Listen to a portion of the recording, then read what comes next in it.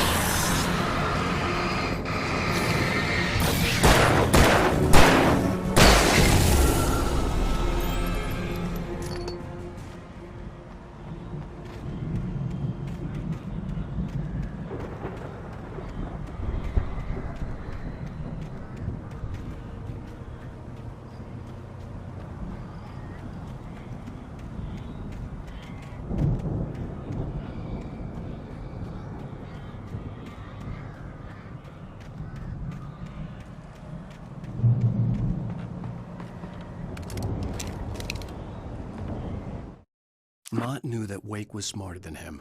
Wake had more money, a beautiful wife, everything. And Hartman said Wake was important. That made him better than Mott. But Mott was calling the shots now. He'd expected Wake to whimper and grovel, but instead, he seemed willing to fight. Mott knew he'd gotten under Wake's skin. If only Mott actually had his wife. The thought made him shiver.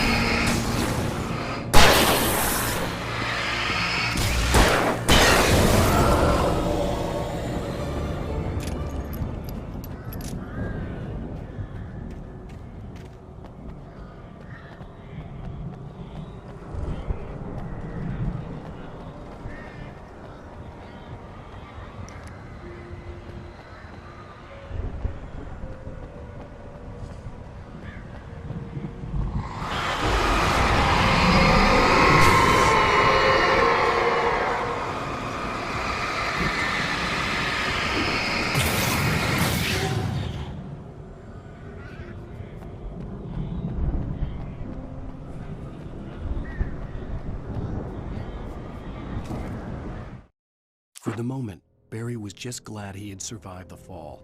He had been separated from Al, and there was no easy way to climb back up. He told himself he'd be okay in the gloomy forest at night. He would just have to wait for a while for Al to find his way down. Barry turned when he heard the heavy footsteps and saw the movement. The man-shaped shadow lunged at him from the bushes, an axe held high. Barry screamed and threw up his hand. The world exploded.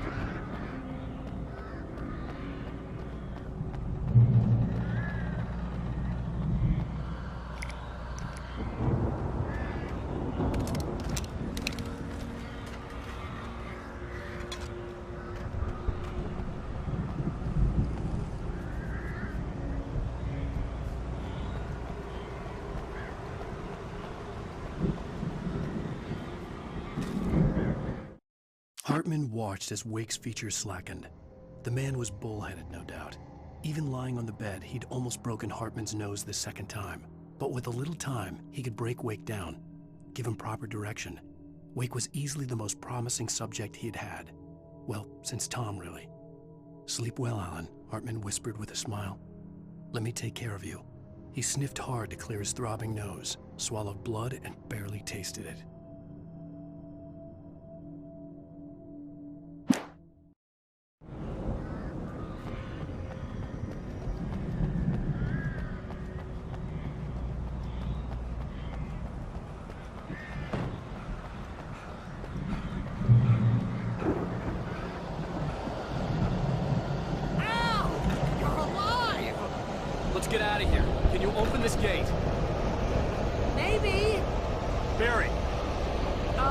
Well, I slammed it shut when the nasty showed up, and the key fits kind of loose in the lock, so, Barry, I'll find it! Don't worry about it!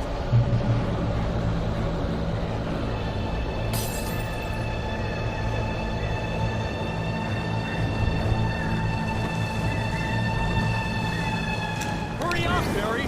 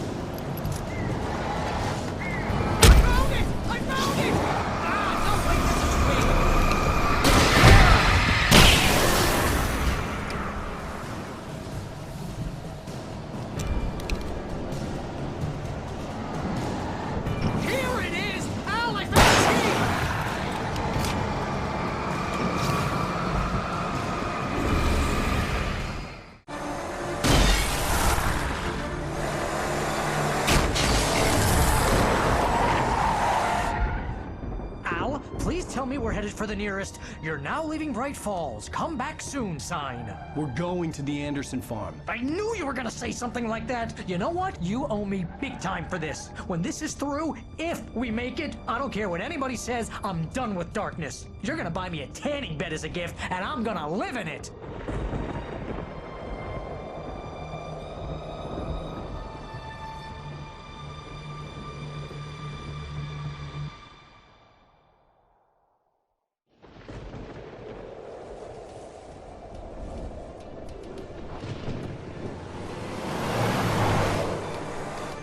I'm crazy, but that's fine, Barry. Oh, you got that right, Al. You're barking mad. You are by far the craziest... But maybe that's inevitable when you deal with crazy stuff like this. It helps. This is happening, Barry. Alice, they never had Alice. She's trapped in the darkness at the bottom of the lake, but she's not dead. Al, how can you know that? I know, Barry. I can... Al, No, listen. I can bring her back. I can find her. There's something special about this place. The lake, it does something to the works of art created here. It makes them come true. But there's a catch. The dark presence, whatever that thing is, twists it to its own ends. That's why all of this is happening. It's using my manuscript to take over everything. Al, I believe you. It happened to Thomas Zane before, it happened to the Andersons. I believe you. Crazy or not, you're not delusional. Weird shit's going down. That's a fact. I'm on board, man. I'm with you. The Andersons knew about it, but they were too far gone to tell me with all the drugs they were on. But they wrote it down. There's a message somewhere at their farm, Barry. We just need to find it. Look out!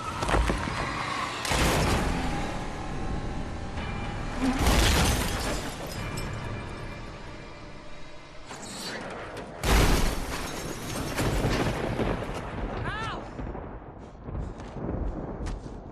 God damn it, Al! Talk to me!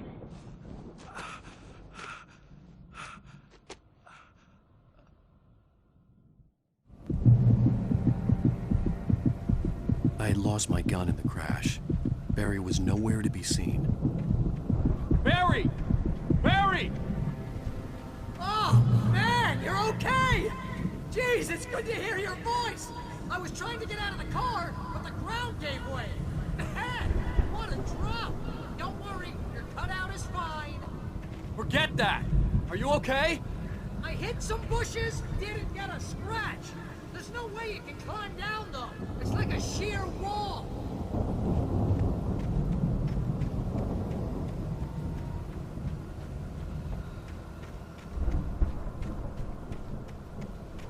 Ah!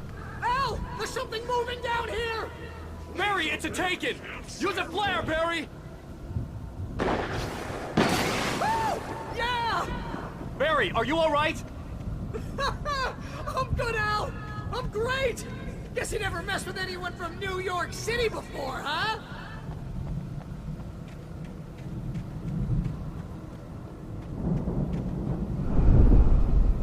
You're gonna have to find your way be waiting!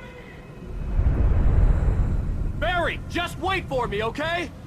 Al, I'm not staying here. It's suicide. I'm going to the farm. I'm gonna go ahead and secure the area. You can catch up. Don't worry about it. I'm on the case. Now he's Rambo. This would turn into a disaster if I didn't catch up with Barry.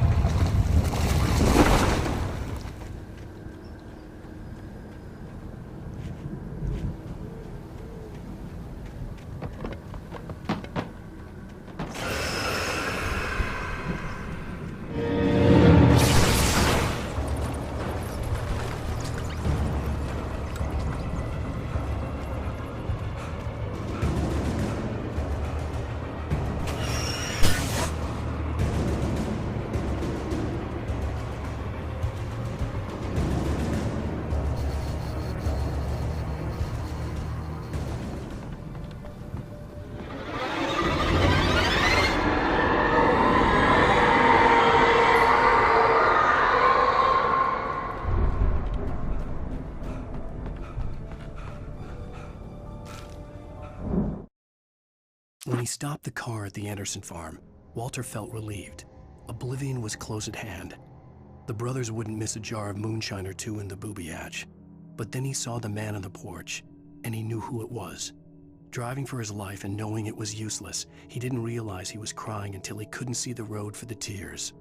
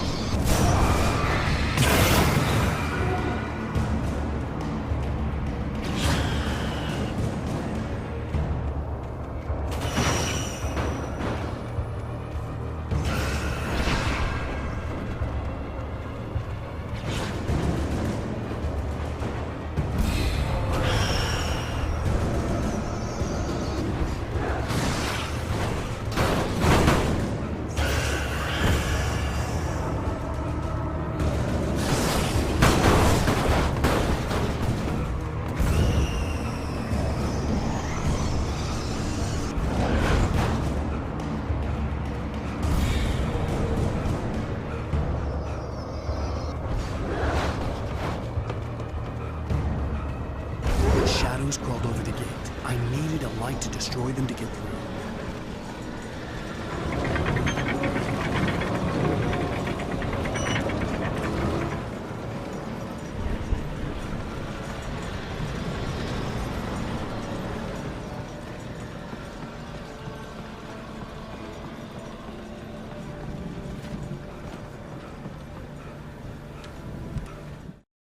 Agent Nightingale stared at the passed-out rider. The man was sleeping off one hell of a night. Nightingale felt a stab of envy at Wake's oblivion, but he had a job to do. He put the gun to Wake's head and almost became a murderer. His hands shook and his throat felt tight and dry. Biting his teeth, he tried again to pull the trigger. He lost the nerve. Wake stirred. Nightingale would have to settle for an arrest.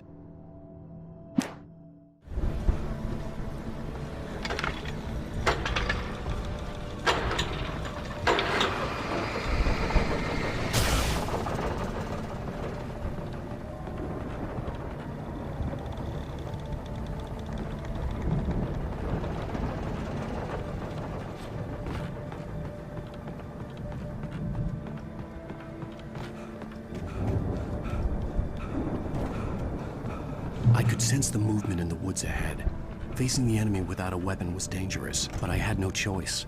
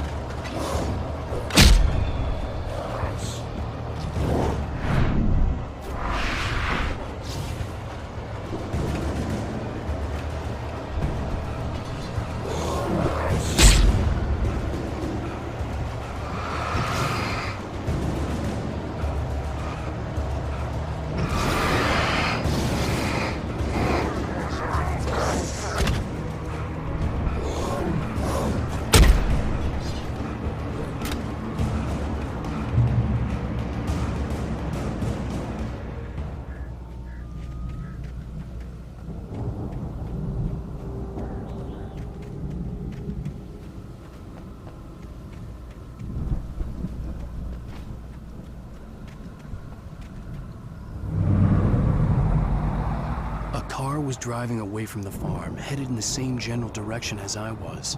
For all I knew, it was Barry, caught in the consequences of leaping before looking.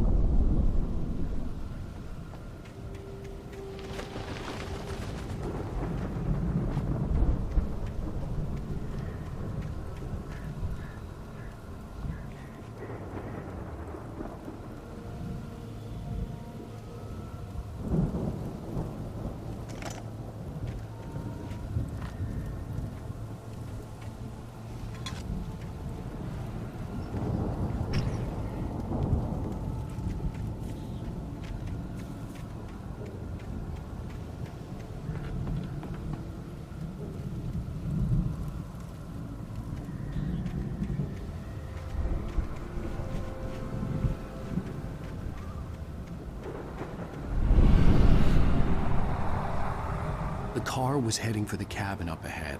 It wasn't far. If it was Barry, I would see the damage soon.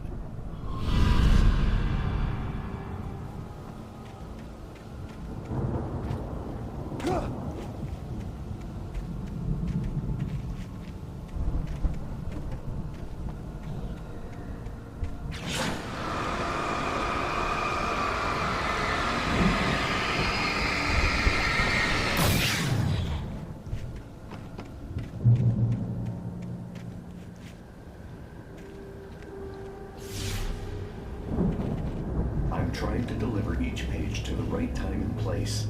I'm trying to show you how the story goes. I had seen glimpses of the light before. I had seen it in my dream.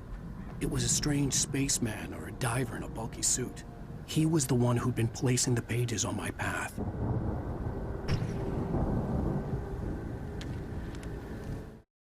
The dark presence followed the choreography laid out to it in the manuscript, growing stronger and stronger, moving like a storm from one scene of destruction to the next. But it was still bound to follow the story and chained to the dark place it came from.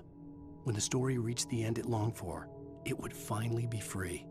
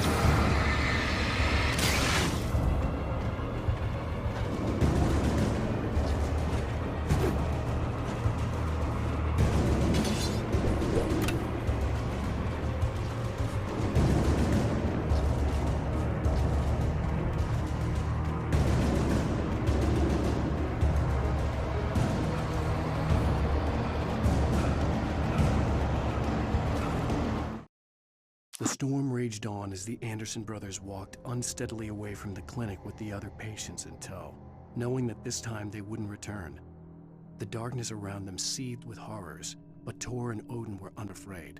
Their eyes glinted with guile. They knew every secret path, and there was blood on their hands.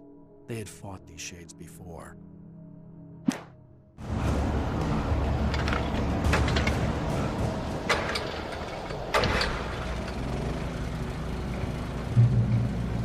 Someone had left a gun behind.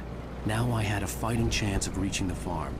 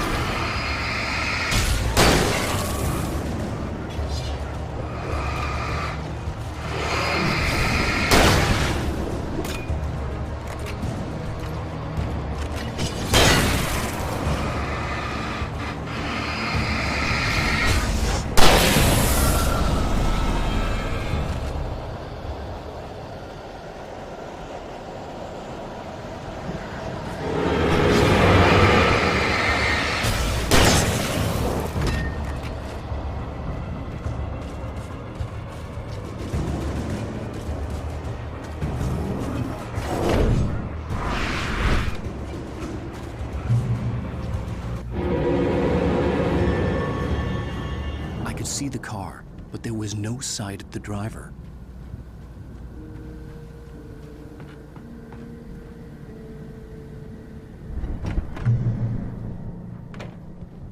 Hello? Anybody here? Barry! No! Danny, you're not! Please! What are you? No! Don't! I'm sorry!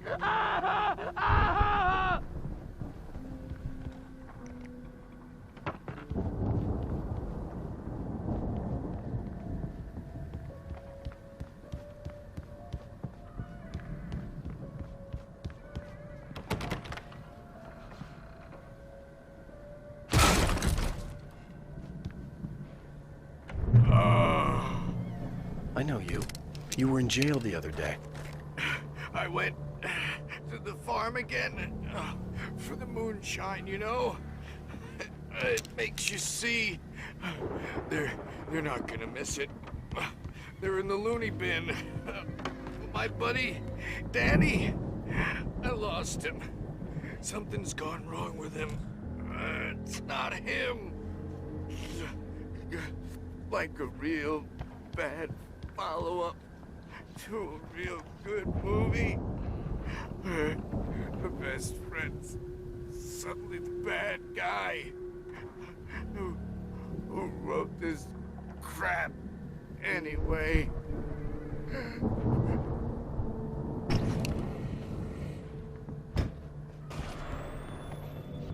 I've run through every possible course in my head. If I continue like the Dark Presence wants me to, the story I'm writing won't save Alice. It's a horror story, and it's going to kill her, and me, and everybody in this town. No one will survive. Darkness will consume everything. This is what it's wanted all along. It will be free, unstoppable. It used Alice to get to me, dangled her in front of me to keep me going. It was never going to release her. I'm going to change this. I'll escape. I've written myself into the story. I'm now the protagonist. This feels like a terrible risk, but it's the only way to save Alice. I'll be bound by the events of the story just as much as anyone else who's been woven into it. The story must stay true for this to work. There have to be victims along the way, near escapes, cliffhangers. In a horror story, it can't be certain that the hero will succeed or even survive. He almost has to die. I'll write my own escape into the story next. I need help. Zane's going to be the one who will help me. I'll make it happen.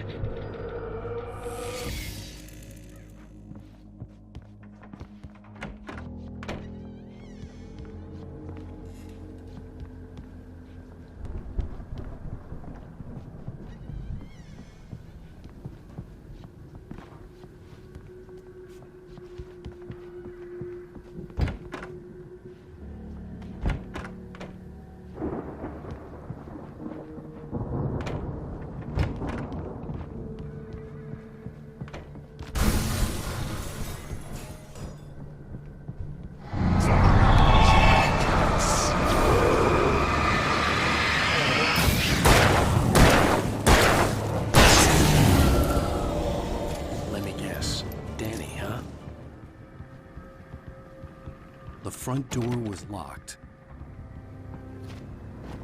The farm was still a good distance away. I'd need a car to get there fast.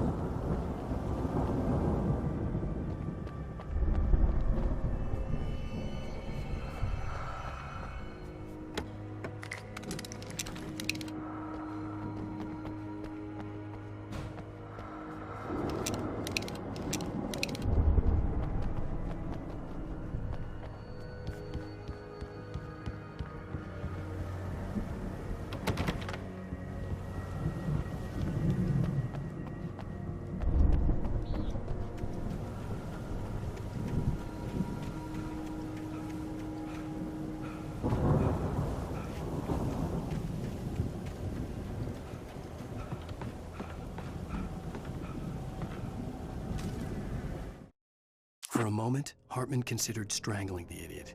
Mott was mean-spirited, but easily manipulated, an emotional infant who lived for his approval. Wake, by contrast, was a far more difficult subject. Mott had given him too much leash. In 2 days, who knew what could happen? Hartman would have to find a way to rein him in, and quickly.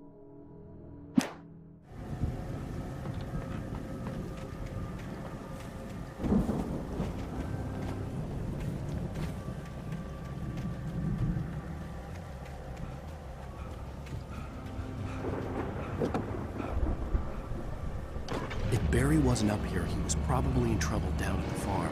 For a moment, I felt bad for doubting him. After all, I made it this far myself. But Barry was Barry.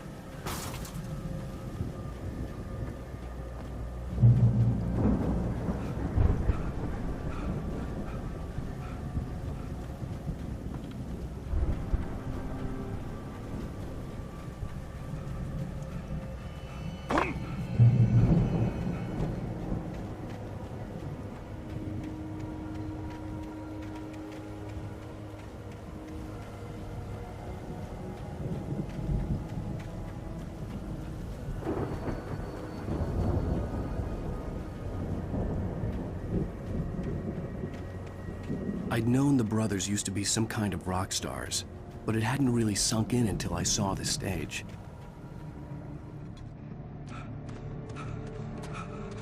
Ow! Run! Incoming! There's too many of them!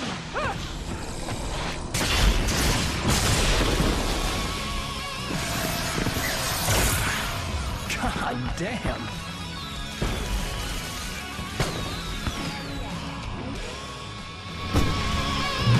I'm so glad you decided to go it alone, Mr. Bronson. Shut up and shoot! Ow! We have to fight them off! I can set off more of the fireworks from here and help you out! Ow! Did you notice there's a lot of ammo and stuff around? This place is stopped! Ow! Hold on! I'm trying to get the stage lights on!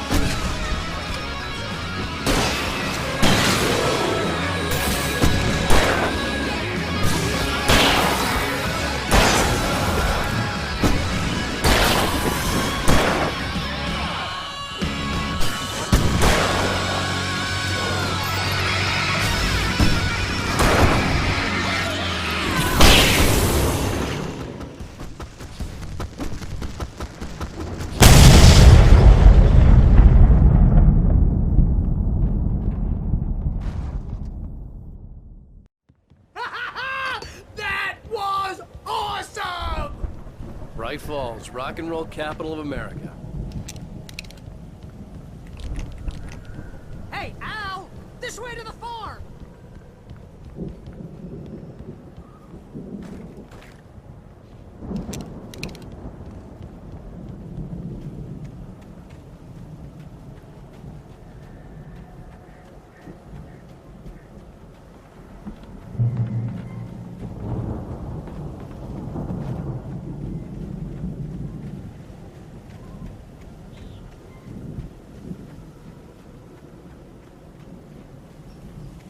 See, bestseller? No reason to worry. Your cutout's good as new, right where I left it. I'll come back for it once we have the place secured. Yeah, that's been my biggest worry all this time.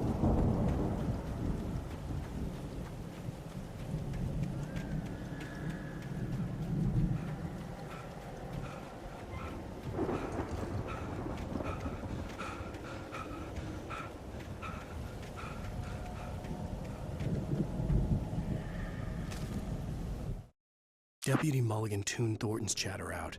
He didn't think riders were particularly useful people, and a huge manhunt for one stuck him as idiotic. Certainly not worth the missed opportunity for coffee and pie. It wasn't even clear what the man had done, except run from them at the trailer park. Mulligan knew he wasn't alone. The sheriff's patience with the Fed was running out.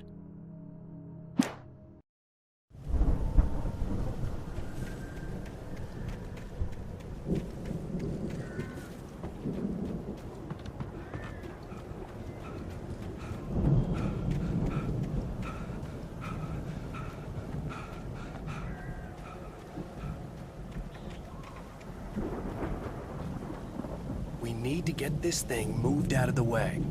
This is as far as I got before they ambushed me.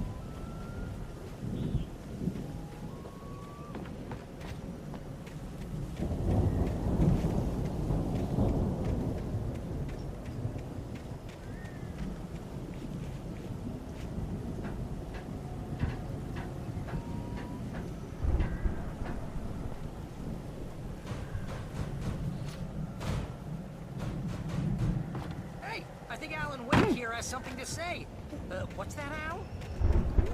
I'm Alan Wake. I'm always right back. And if I don't get my way, I'm sung all day long. I'm always intense and moody. It makes me very attractive and mysterious.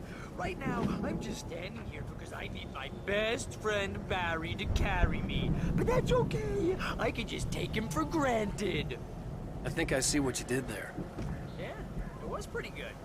You want me to do my imitation of Barry Wheeler? No? Thought so.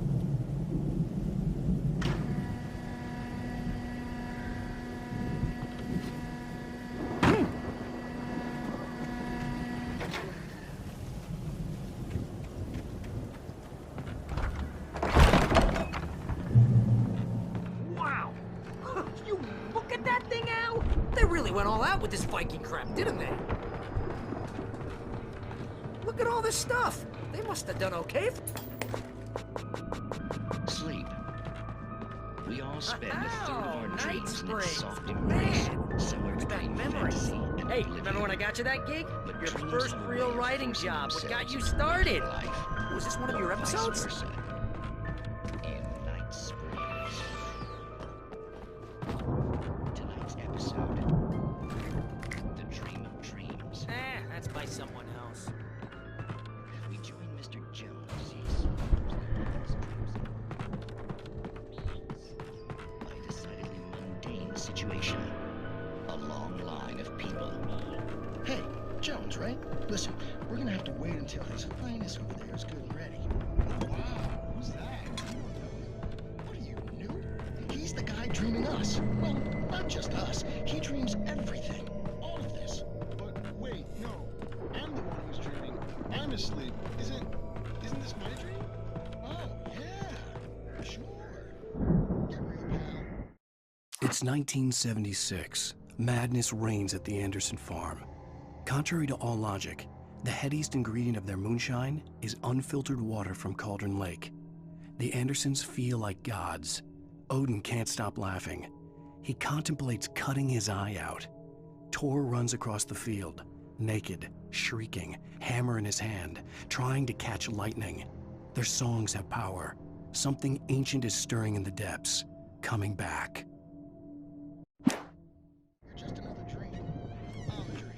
The Viking boat looked imposing, almost like a battering ram.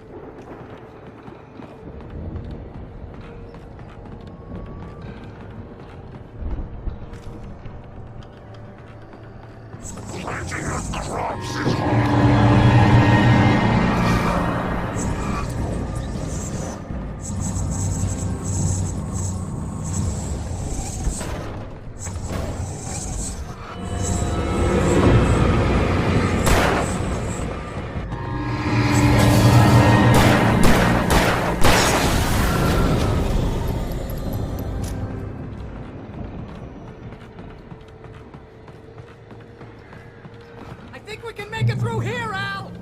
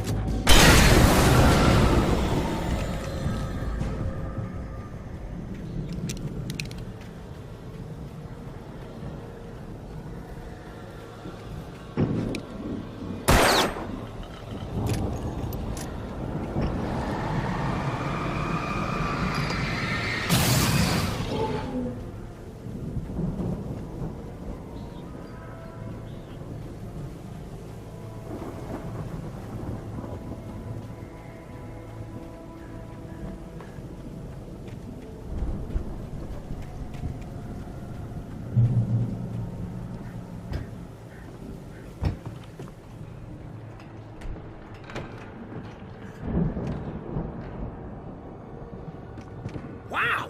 Those geezers had quite a production going on. Oh, you know what, Al? If we make it through this alive, I'm gonna start representing them. Yep, sell this stuff online, maybe get a reality show going, release a new single. Good luck with that, pal. Hey, you find us a way out of here, okay? I'm gonna take a closer look at this stuff. Be careful, Al!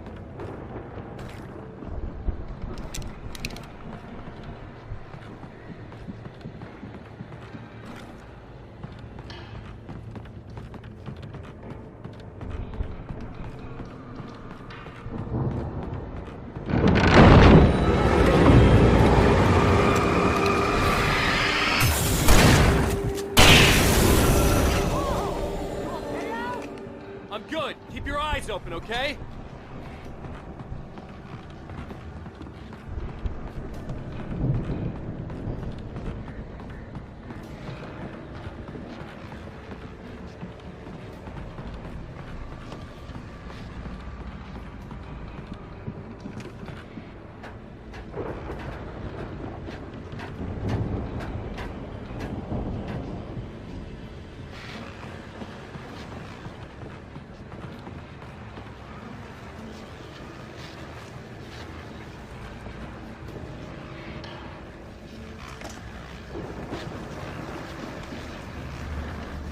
As you regular listeners know, I tend to work through the night, but I'm not the only one. Deputies Mulligan and Thornton are taking a couple of moments off their busy schedule to join me here in the studio. Boys, how busy are you now? Deer Fest is almost here, isn't it? I bet that keeps you in business. Pretty busy, yeah. Actually, Pat, we've been real busy with other stuff. Which concerns the ongoing investigation. Can't talk about that. I wasn't gonna say anything. Just saying we got, I could see the building that had to be the Andersons' home on the other side of the field. It wasn't far now. I wasn't worried about trusting the ramblings of two burned-out geriatric wrecks. They had the goods.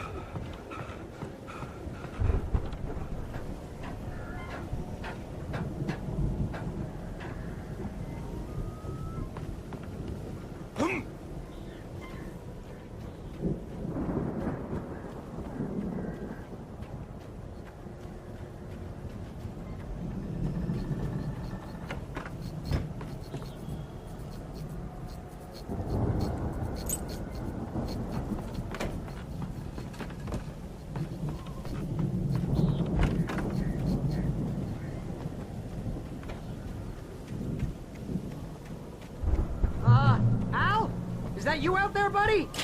Yeah, it's me. Hang on. Hey, let's go, man.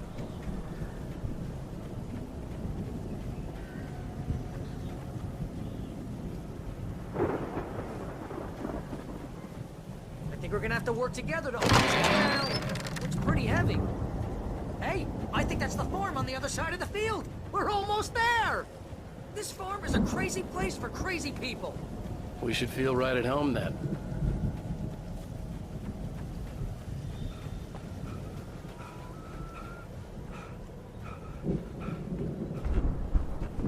Come on, one more gig.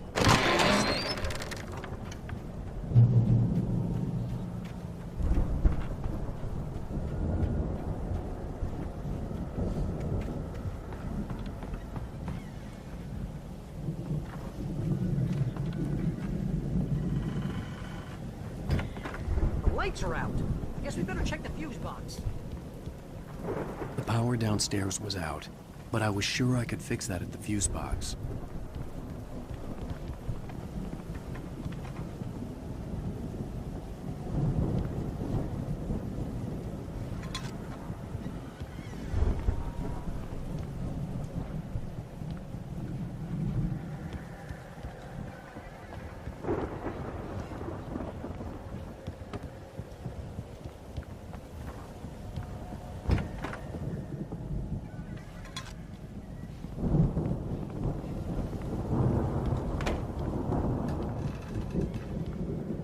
You know, this place looks kind of lived in. I thought the Andersons were in the booby hatch. Yeah, I don't think they keep too close an eye on them at the clinic. Again, Alice's screams rang in the stillness of the night. I saw myself run toward the cabin, flashlight in my hand. I followed my past self. I was an out-of-body observer, a time traveler in a crazy drunken dream. This was the beginning. The night Alice had disappeared. The mystery of what had happened during the missing week was about to reveal itself. They seem to slip away a lot so they can get wasted. No kidding. Those guys sound awesome.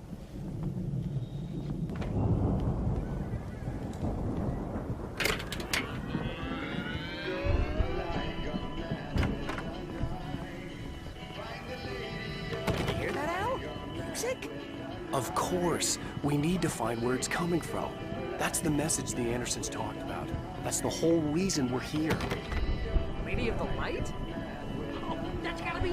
What's-her-face? The crazy lamp lady from the town. Cynthia Weaver. Right! Must be!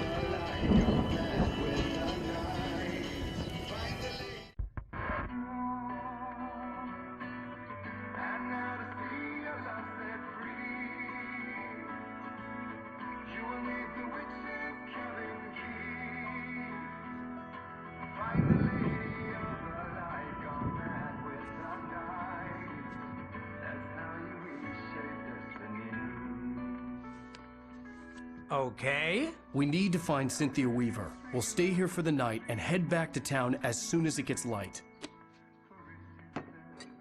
Hey, Al. Lots of hours before dawn. Might as well get some rest. And by rest, I mean drunk. Come on, Barry, this is... Yeah, what the hell?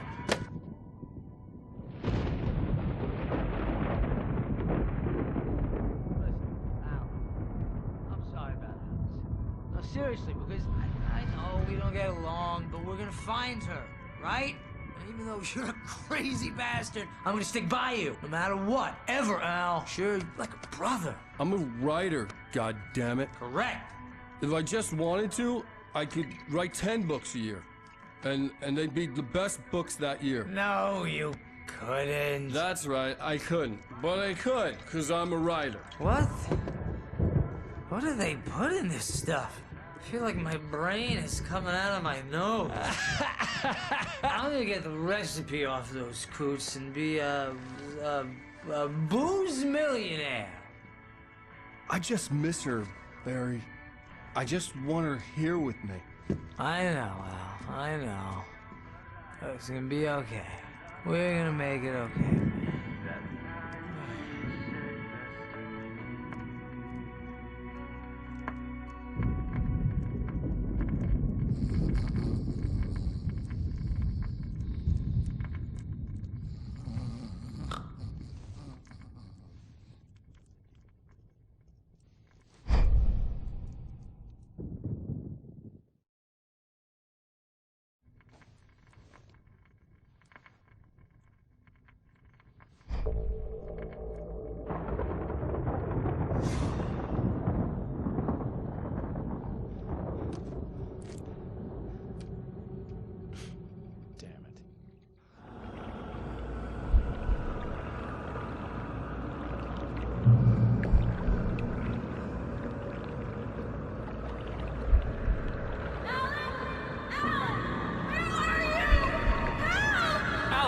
I'm coming! It's all right! I'm coming! It was a crazy, drunken dream. And yet, it was more than that.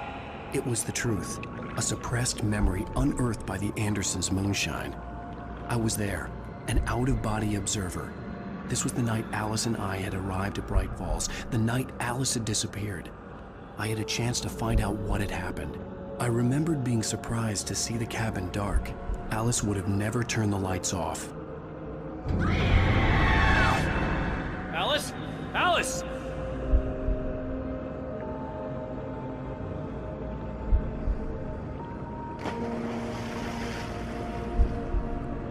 I remembered thinking I caught a glimpse of her form underwater, sinking into the darkness. Diving after her was the last vague memory I had of that night. After that, the next thing I could remember was waking up behind the wheel of the crashed car and finding the first pages of the manuscript.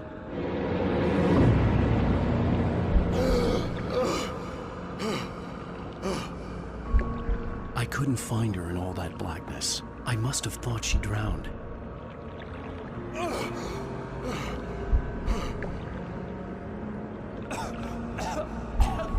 Alice! Jagger had Alice, and so she had me. Alice!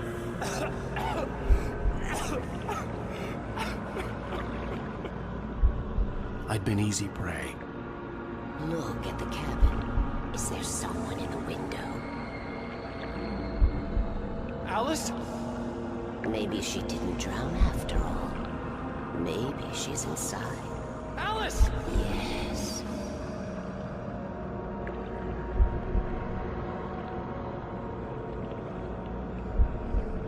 The dark presence had touched me. She had dug her nails into my brain and used me, made me her puppet.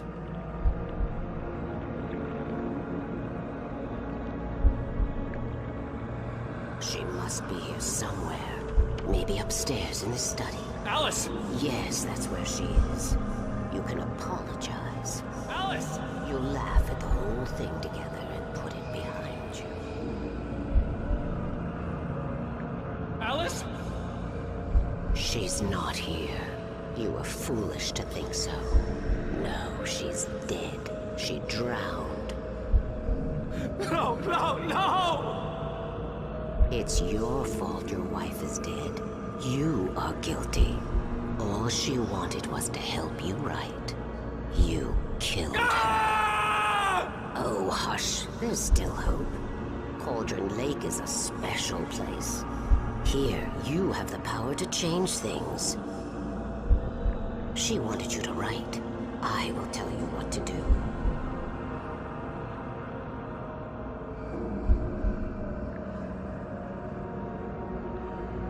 You can write her back. The story will come true, and all will be well again. She had Alice, and the manuscript was the ransom for her.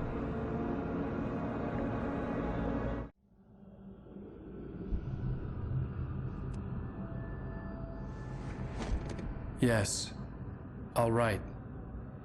I'll fix it. I'll bring her back.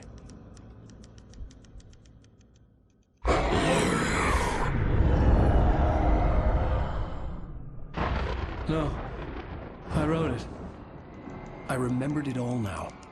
In the dark, I'd written for days, a week, almost a complete manuscript of a novel entitled Departure.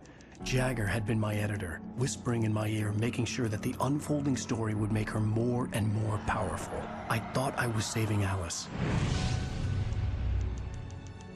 Even with the cobweb she put in my head, some part of me had been aware enough to write my escape into the story, to bring a light into the cabin to release me before I could finish, to interrupt the horror story before the ending, where darkness consumed everything and everyone. Zane was weak and far away, but I had written him into the story, and his light had been enough to set me free. It isn't here now. I'm here because it was written. I brought the light to set you free. You must hurry. We'll know I'm here. It will be back soon. It stole the skin of my barber a long time ago. She looks so old.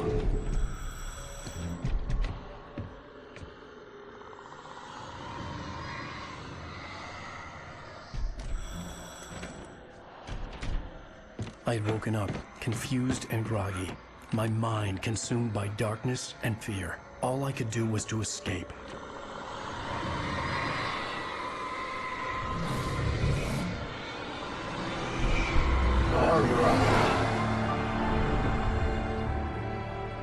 The week spent in the cabin had taken its toll.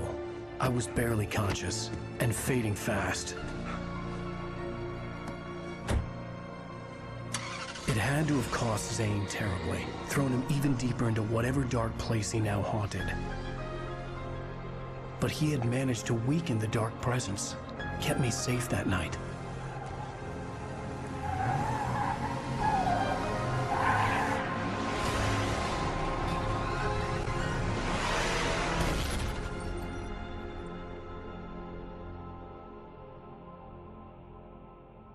I wrote it. It's my fault.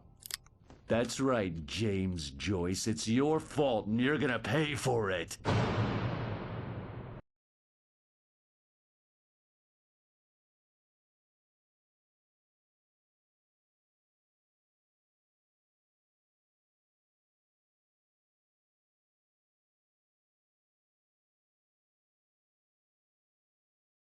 Previously on Alan Wake.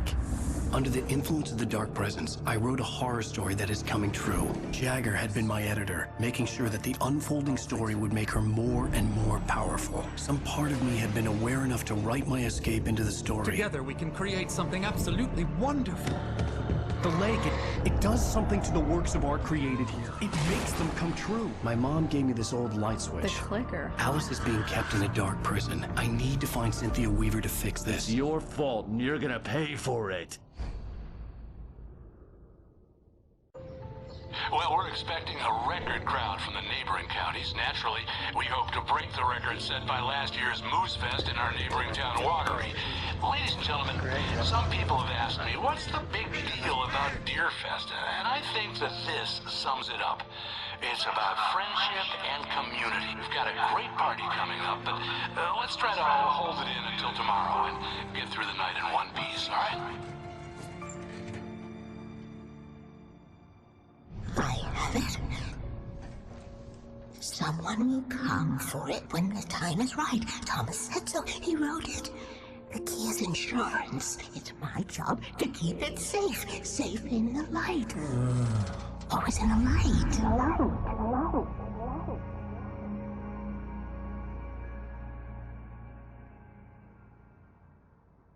All the manuscript pages were gone. The FBI agent had taken them. I think my tongue just took a crap in my mouth. Ugh. Oh, wait, we're in jail now? Oh, Al. Al, this is not good. That about sums it up.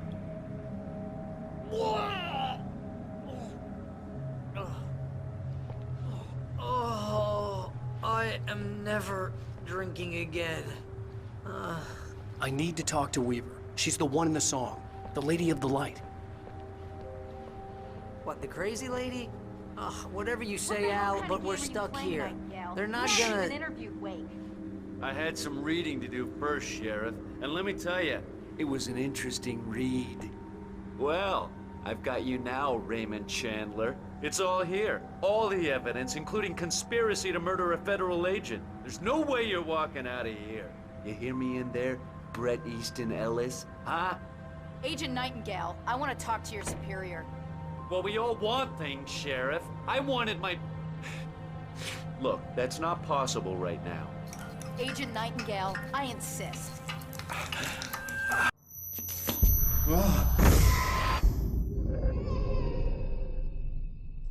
Wake, what's wrong? Lady, are you stupid? It's a trick. It's an obvious trick. Okay, I've had enough of this crap. Wake, I'm gonna trust you with this. You're joking. Agent Nightingale, your opinion would matter more if you were sober and if I actually believed you were here on official business.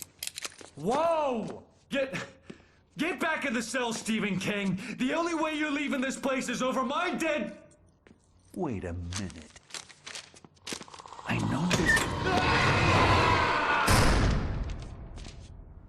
Oh my God! Light. We need light. It's the only way to fight this thing. Nightingale tried to make sense of the manuscript. It was disjointed and strange. He didn't understand half of it, but it all rang true.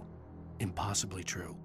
He took out his hip flask when he reached the page that described how he reached the page that made him take out his hip flask. It wasn't the booze that made his mind reel. In my office. I've got your things there. Follow me. Oh man, we're sitting ducks with the lights out. Stay. Nightingale felt the situation veering out of his control, but the gun at least felt steady in his hands.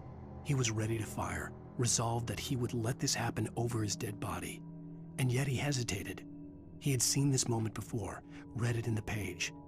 He was transfixed by the déjà vu and the horror that he was a character in a story someone had written. Then the monstrous presence burst in behind him and dragged him into the night. Cool. I can get the emergency power on.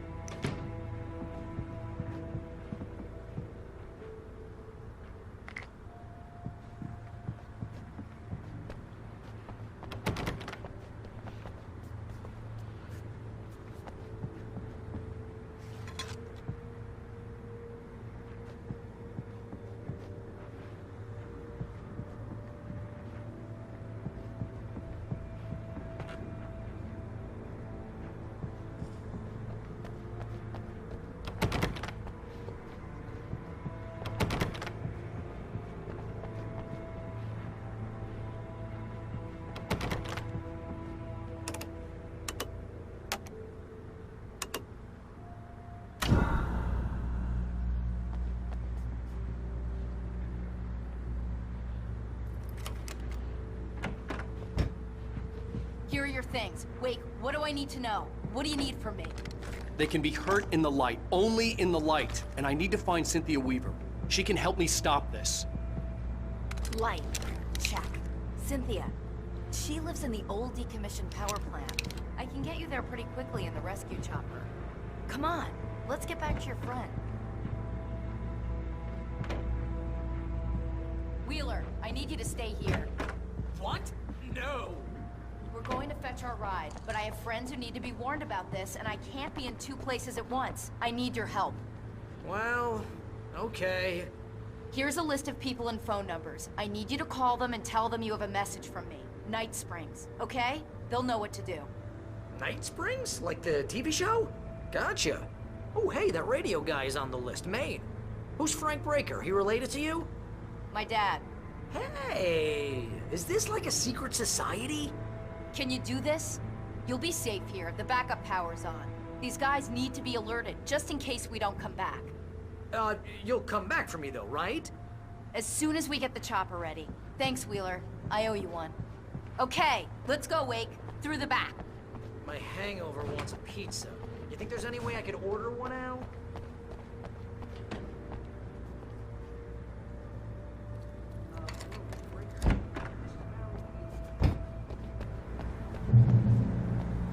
Oh, hell. Whatever took Nightingale must have broken the gate controls. We can't reach the gate's control box from here. We need to get to the other side over the rooftop. I'll go. I'll open the gate for you once I'm across. You stay here in the light and cover me, Sheriff, okay? No.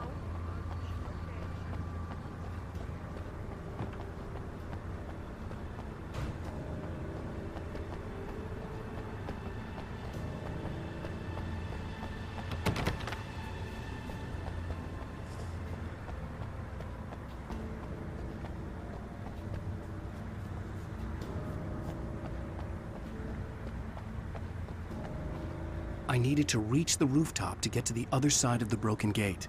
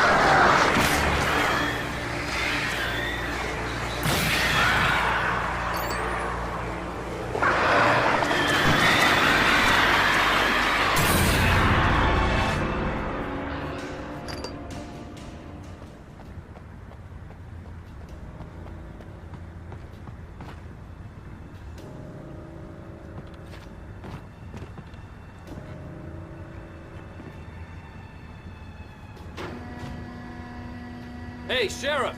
Your password. Night Springs? What's that all about?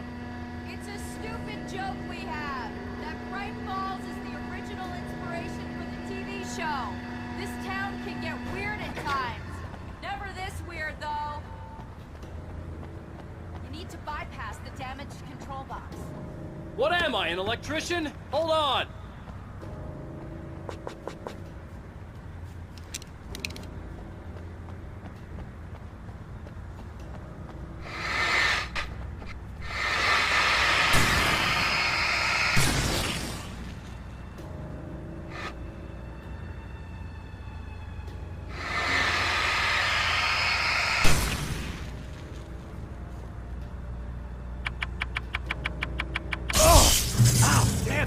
Smarts.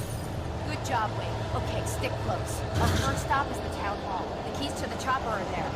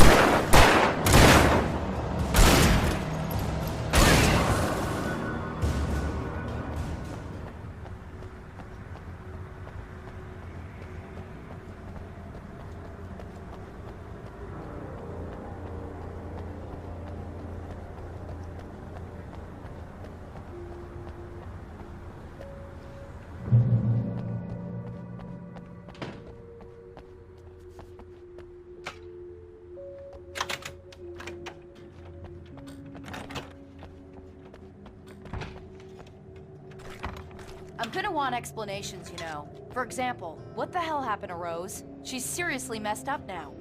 The same thing I think happened to me after I arrived. During this week, you can't remember? Oh, I remember now.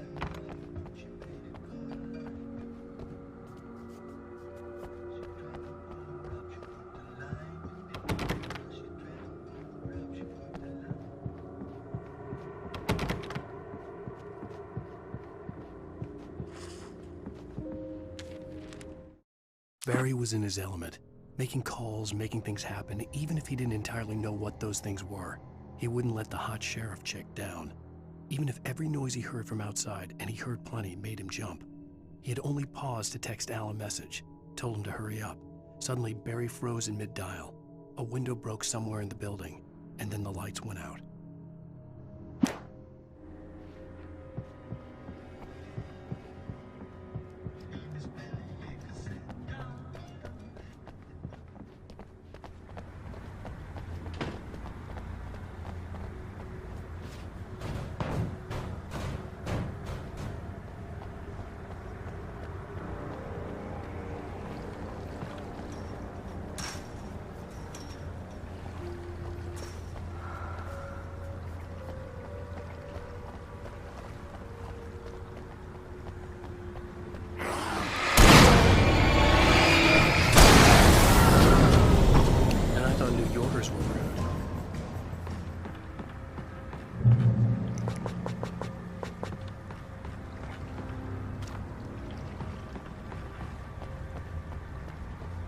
You have the right to answer.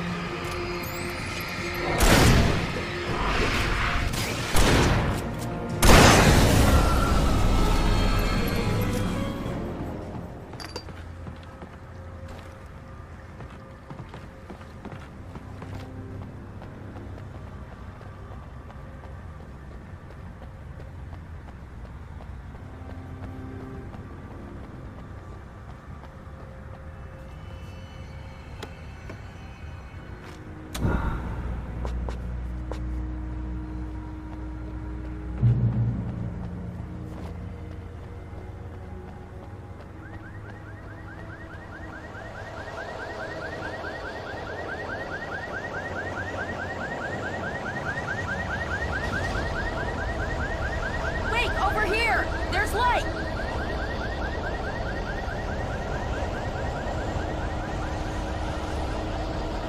I have a key. Watch my back, Wade.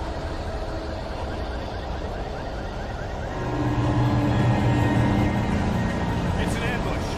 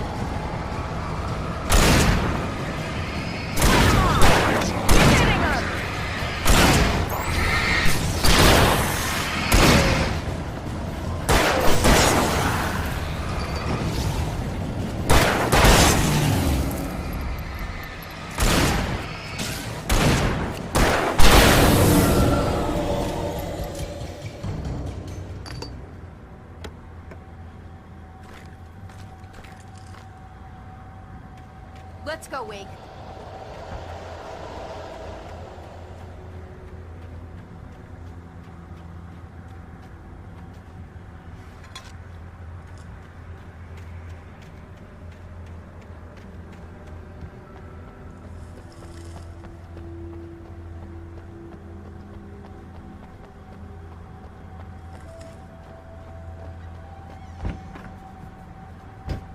Okay, someone's messed with the fuse box here, but you should be able to jury-rig it while I find the keys.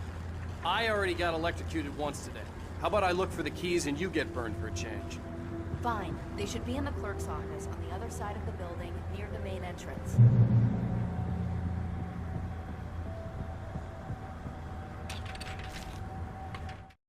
The darkness that wore Barbara Jagger's face was furious. The story in the manuscript had been making it stronger all the time, but now the light had set the writer free and hurt it, weakened it. It was only a matter of days before the dark presence would be strong again, But meanwhile, it would be difficult to recapture the rider.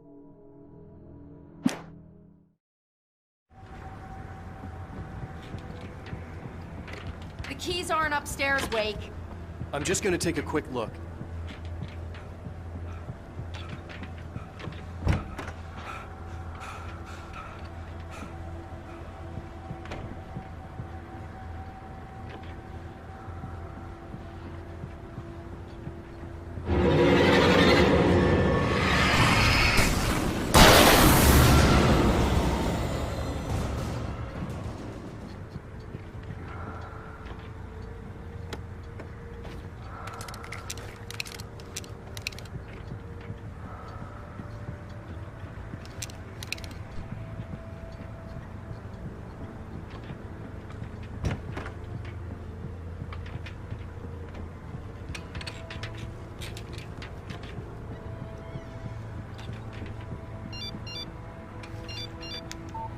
The message was from Barry. He was getting worried at the station. He wanted us to hurry.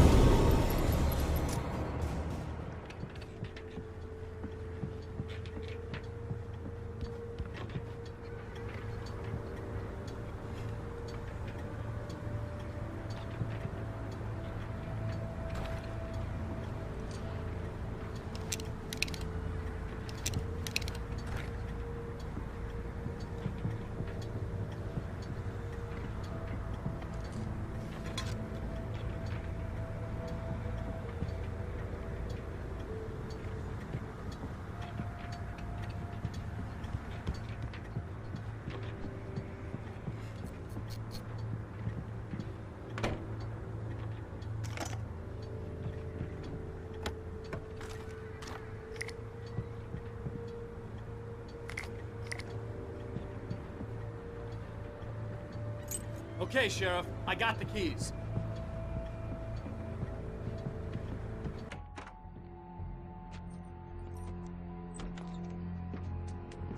Barry? Why isn't he inside? Oh, God. Oh, God.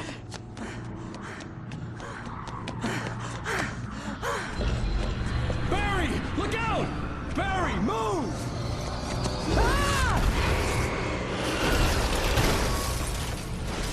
Barry! He made it inside, Wake. He's okay.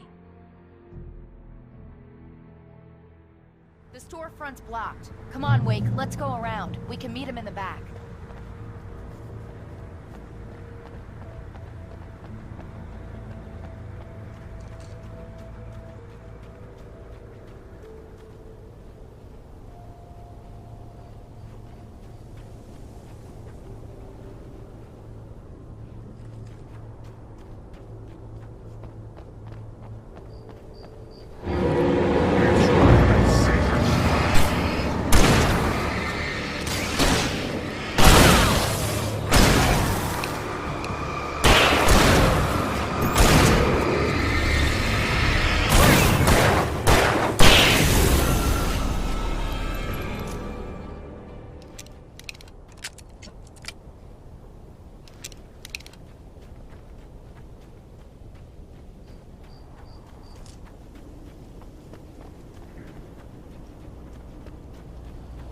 We can make it through the bookstore. Wheeler should be waiting for us in the backyard. Keep the hell down or I'll call the sheriff. Oh, hi, Doc. I've got it. Don't worry about it. Sarah, about time somebody showed up.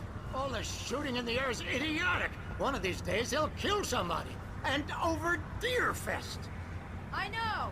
Go back to bed. He's got a point, Wake. Look, this town can't take this. It's me they want. The sooner I get out of here, the sooner you can all get back to life as usual. I hope you're right. Come on, let me get this door open. Wait, you got the keys to the bookstore? Perks of being the sheriff. A girl needs to get around.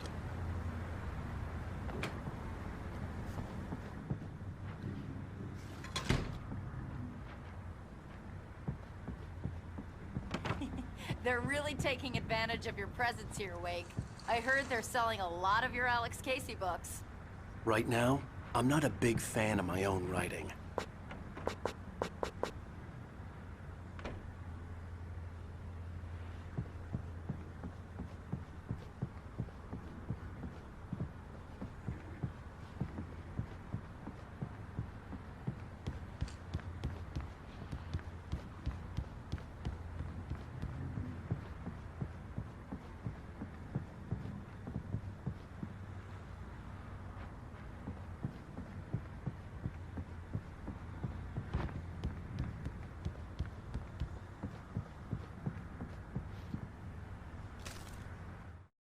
Cynthia Weaver worked hard, following her obsessive rituals, sometimes fighting them, always giving in to them in the end.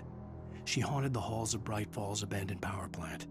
She marked her caches with light-sensitive paint that could only be seen by eyes that had been touched by darkness and saved by light like she'd been. She was preparing defenses and supply lines for the war she knew would come. The war between the forces of light and darkness.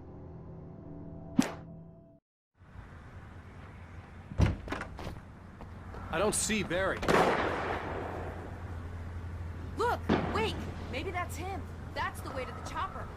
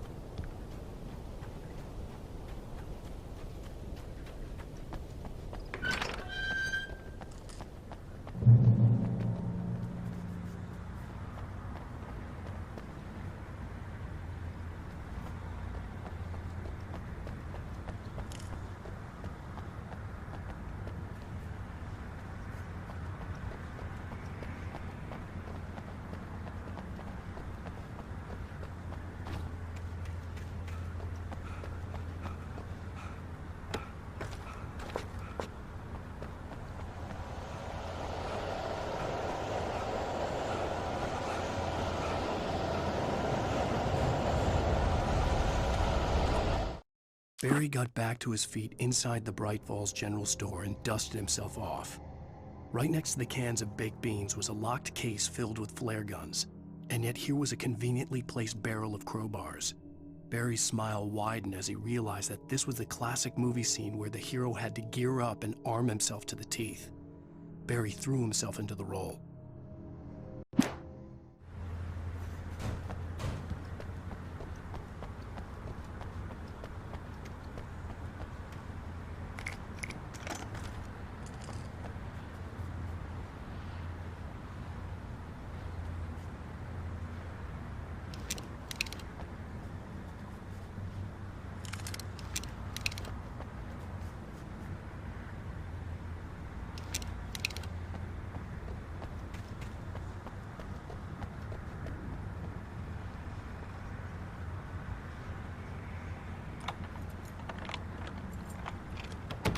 I'm gonna give Pastor Howard a piece of my mind about this lot.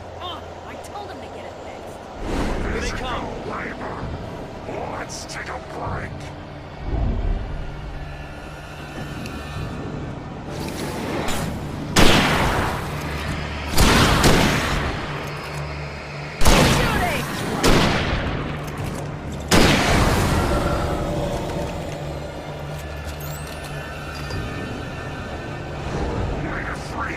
Acids are good for your heart.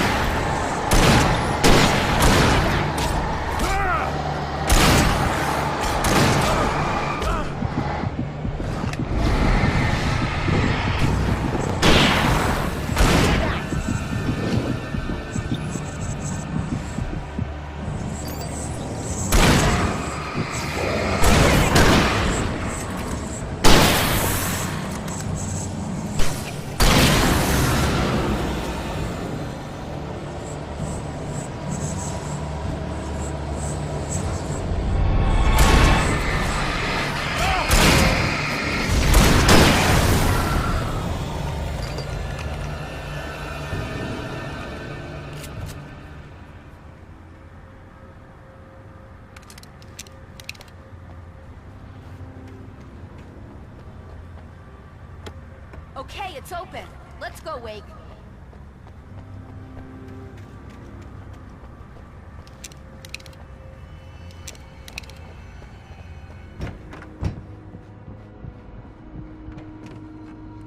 Wow. We keep them lit all night long on the night before Deerfest. Why? Well, it's tradition.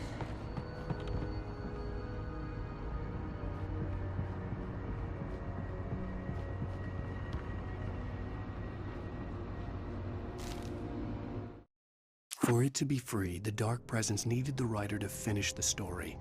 Again and again, the story let it get frustratingly close to the writer without letting it capture him.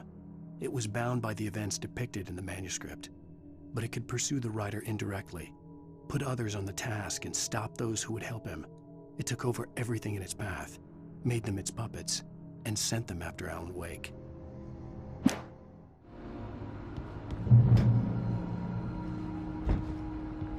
We're almost there. We'll have to go through the basement to get to the parking lot. Yeah, there's no way going through the crypt will turn out to be a bad idea.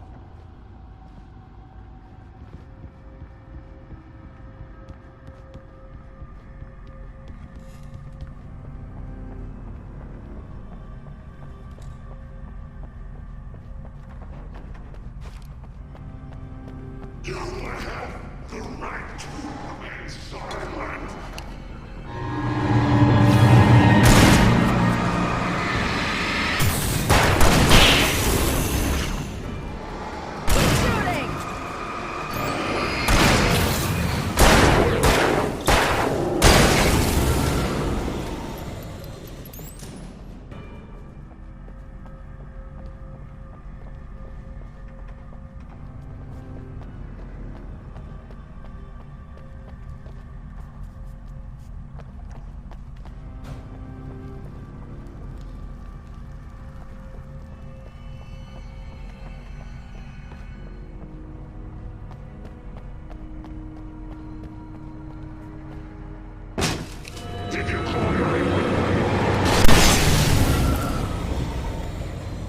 Guess that one saw the light, huh?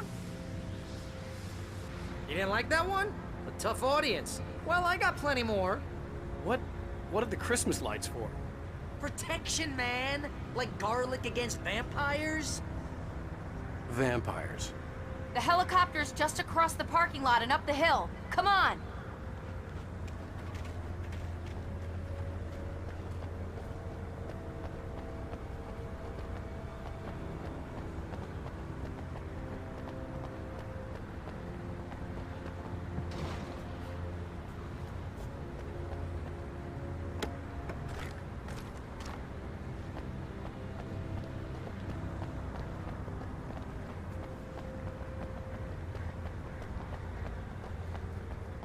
The Bright Falls General Store is now my favorite place in the entire world. See this headlamp?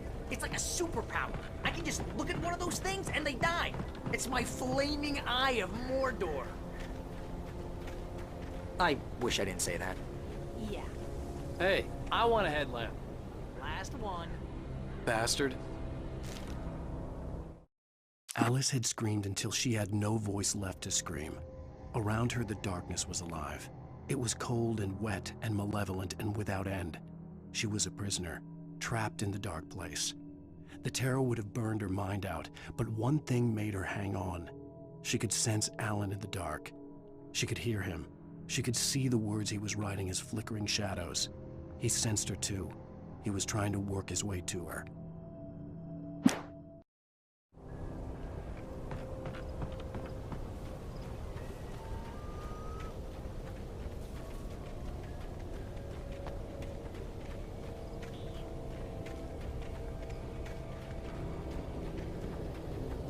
Someone throws a damn school bus at your head and you're about to take a helicopter ride with someone who may or may not have a pilot's license or cleared for departure. Red Springs.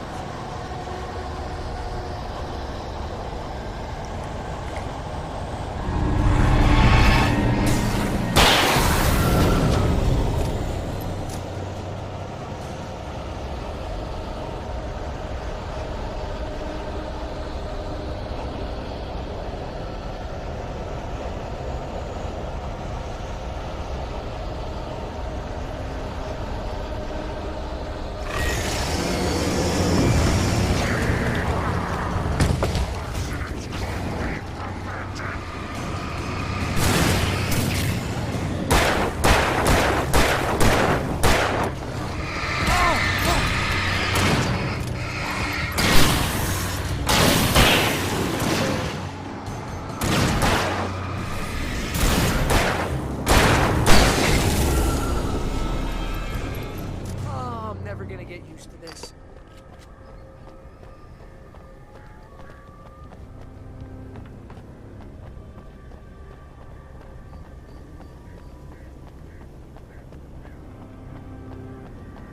The helicopter's just up ahead. I'll need a while to prep for takeoff. Don't take too long. I want to get out of here.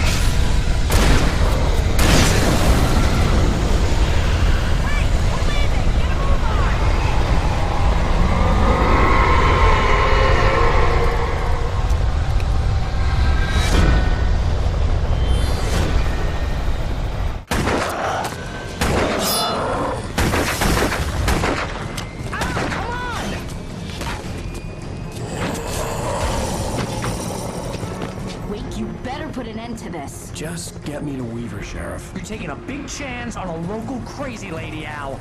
I hope you're right about her, or we can kiss this town goodbye.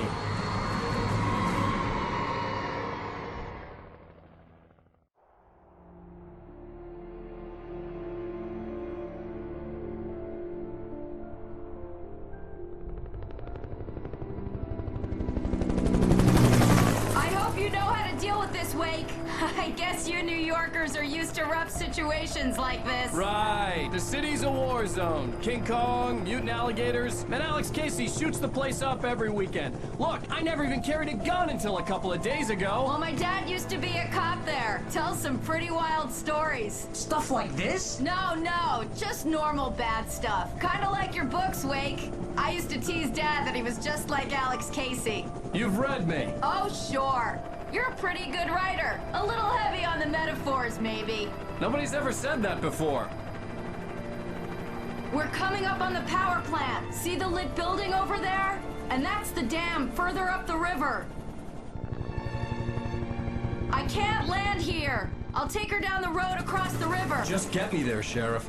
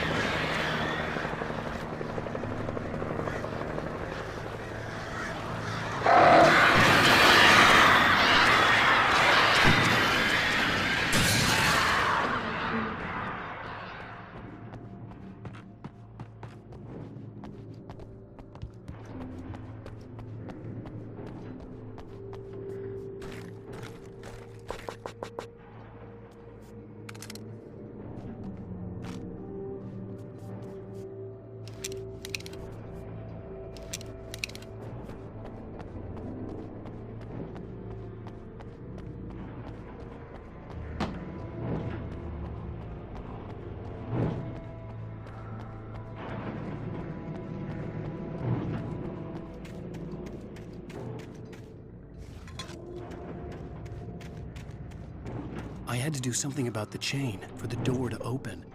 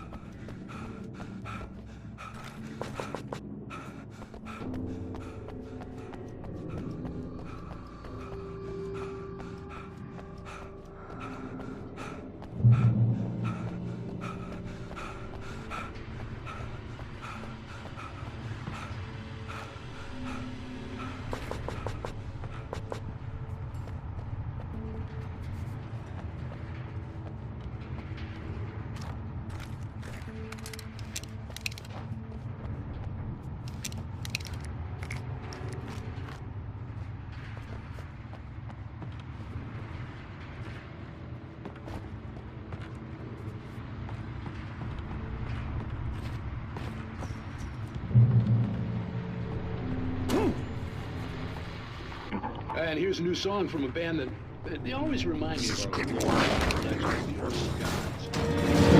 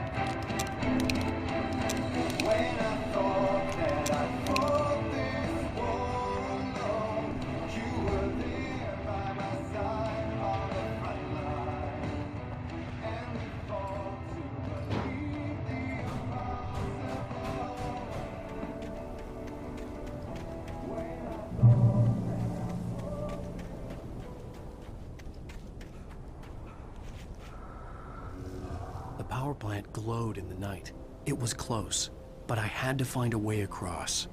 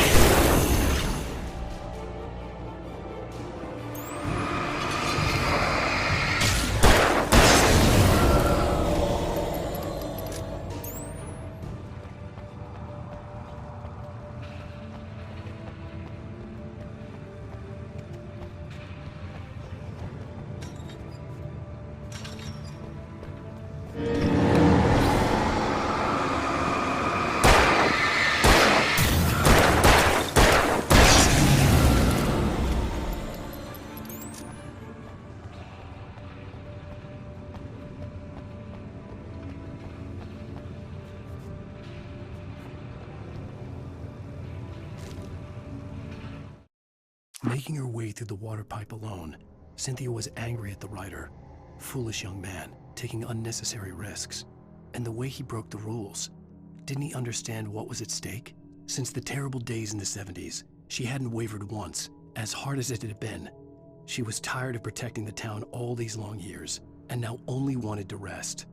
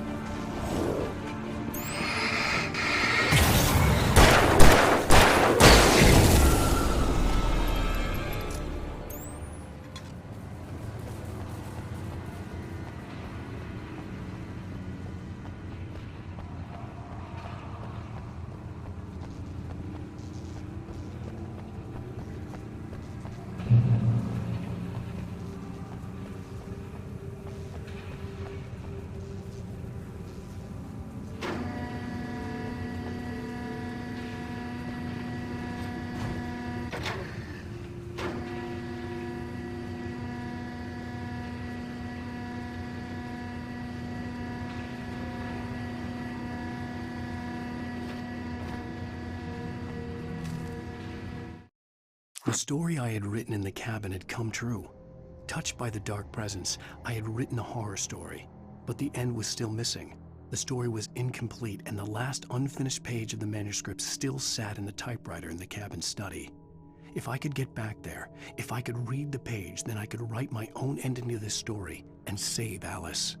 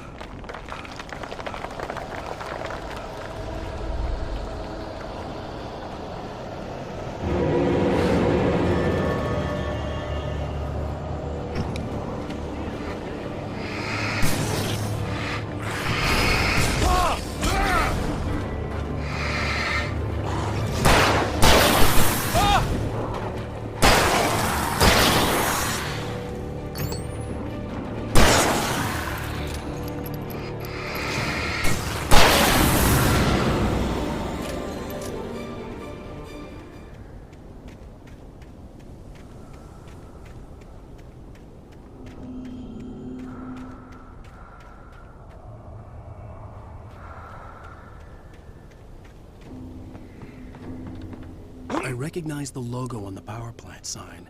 I'd seen a version of it painted all over the area, signifying hidden caches of supplies.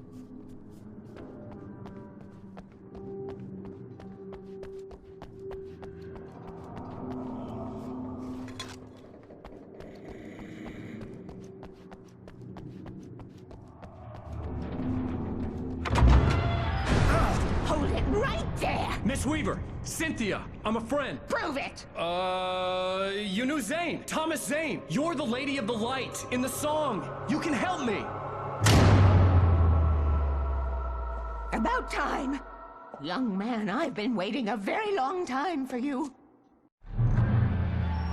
It's in the well-lit room. Excuse me? What you'll need to drive the darkness back. The well-lit room is at the dam. I built the room to keep it safe. Will it help me find Alice? Will it get me back to the cabin? Fine, let's go. I can get my friends to come back with the helicopter.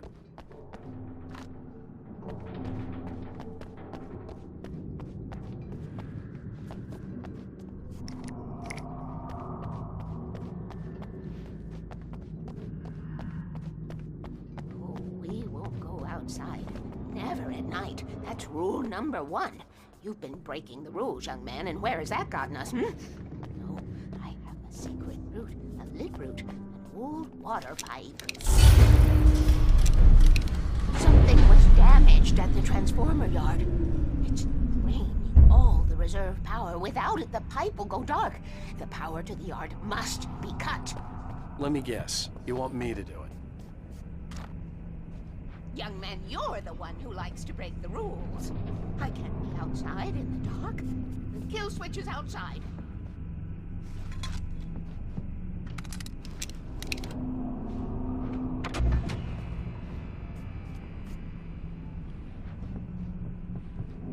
I have been preparing for these times, the dark tides. You have found my caches, haven't you? You can see the signs. Very few people can. Yes, please. Take what you need. This is all for you, for the likes of us. We do Tom's work, don't we? Hurry! The switch is on the wall facing the shore.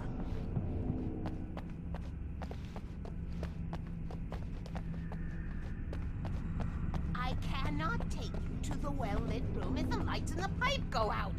You must go outside to use the emergency switch.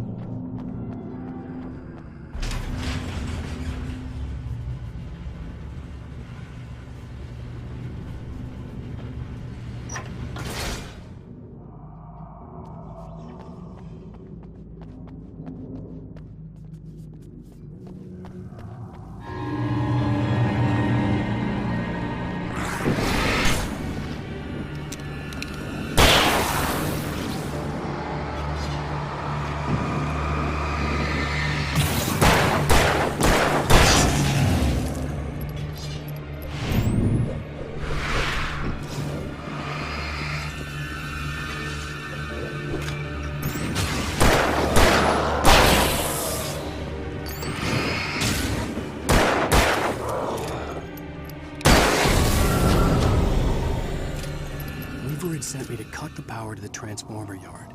I was willing to do grunt work for her to get her to help me. I hoped Weaver was dependable. I'd stumbled into this crazy world a little over a week ago. She had been living this insanity for decades.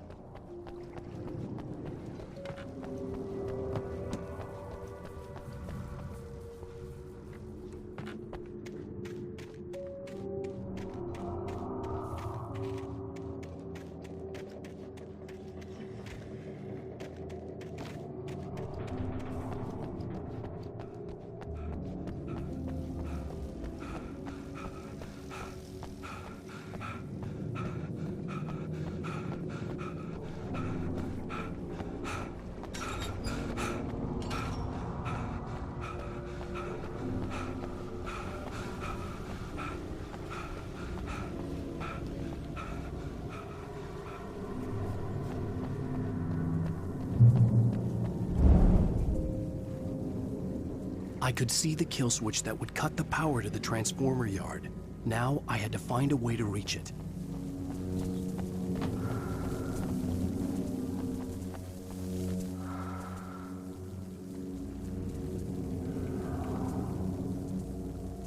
If I could figure out the gates, I could use them to get to the kill switch.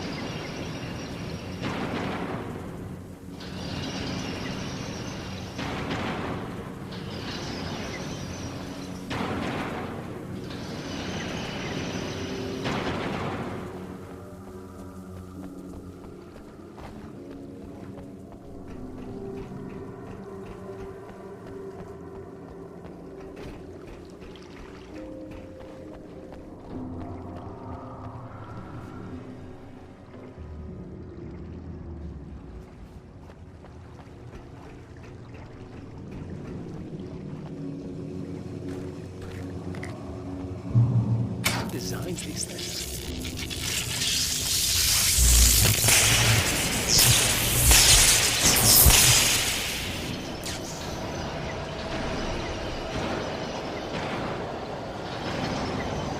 The transformer yard went dark and dead.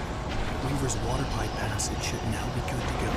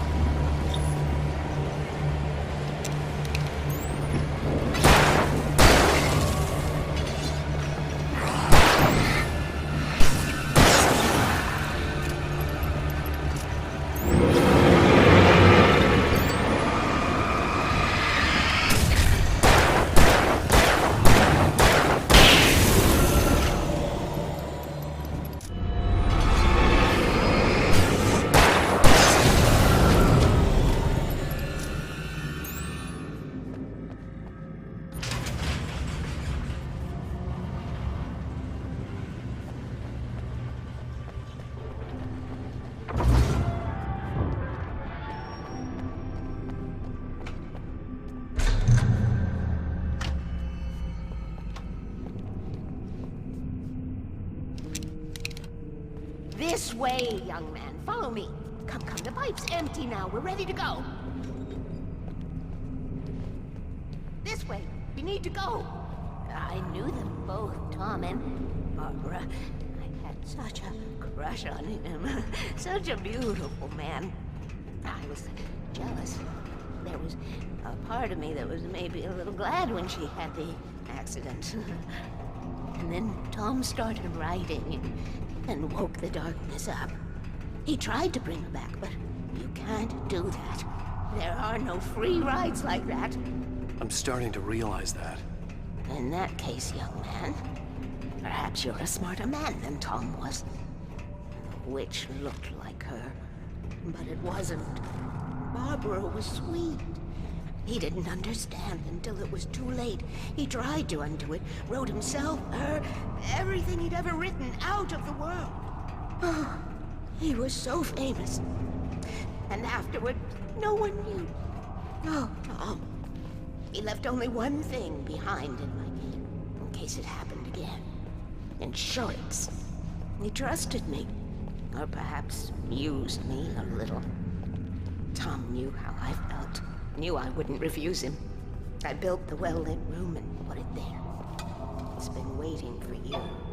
We are characters trapped in a story you have written, and none of us will survive to see the end of it if the darkness isn't stopped. She'll twist the story to her own dark ends.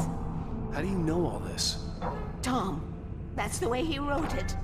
He still talks to me, you know, in television, from beyond, from below.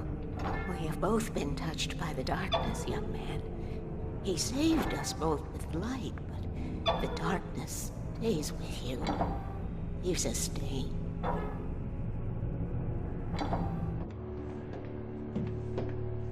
This pipe will take us directly to the well-lit room. Okay, I need to call my friends, tell them where we're going. Hello? Al! Barry, we're headed to the dam in one of the pipes. Meet us there. Okay, I'll tell Sarah. It's Sarah now? Whoa! No! For the sweet love of...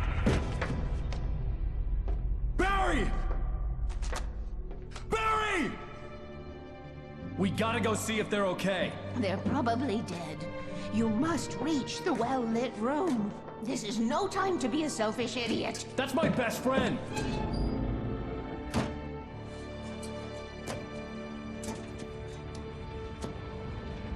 Well, be a fool. I'll use the pipe. I'll meet you at the dam if you make it.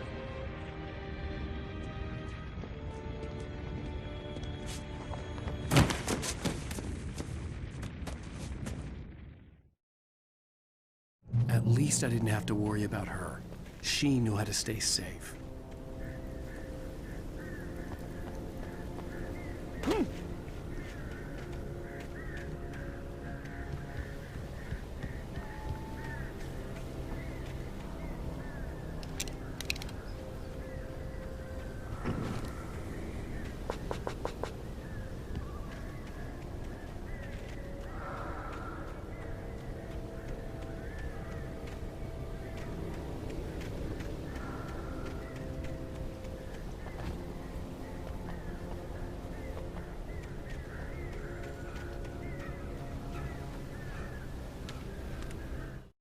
Sarah was almost starting to relax. Maybe they could turn this into a win yet. Suddenly, there was a piercing sound, like a table saw gone wild, as 100 birds made out of shadows swarmed into the rotor. The chopper bucked wildly and the board lit up, telling her what she already knew. They were going down. Barry Wheeler screamed next to her.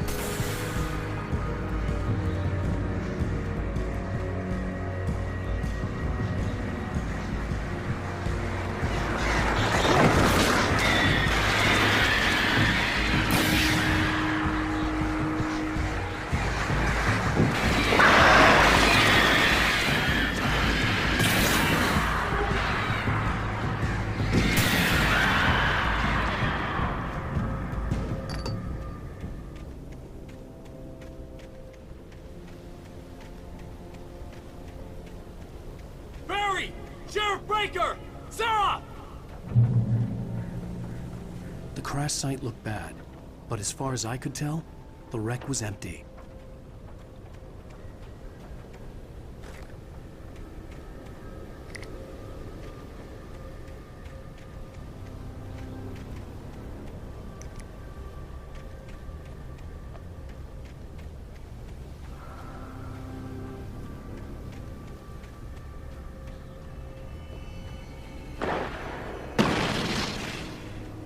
Barry! Barry!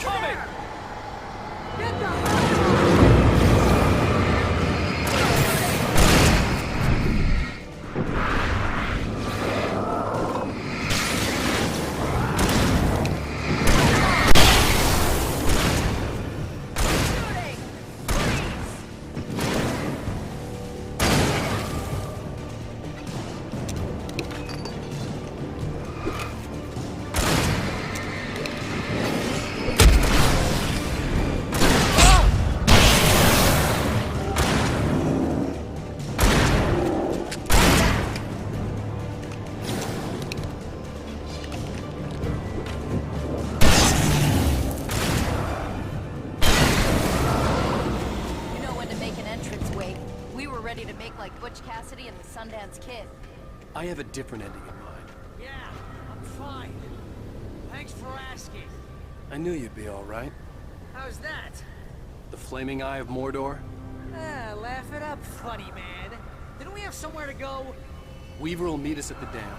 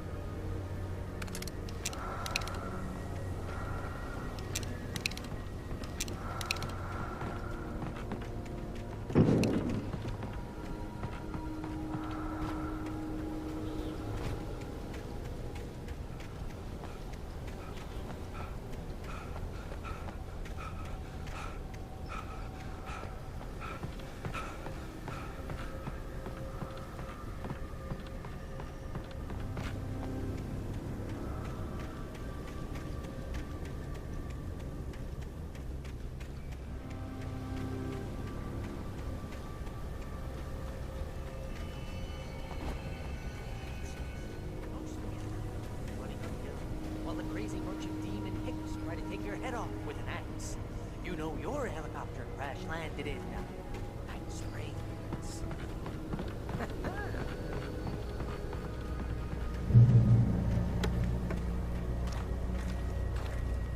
Oh, sweet pool of light. I should have kept that gym membership. You see those lights? That's the elevator we need to take.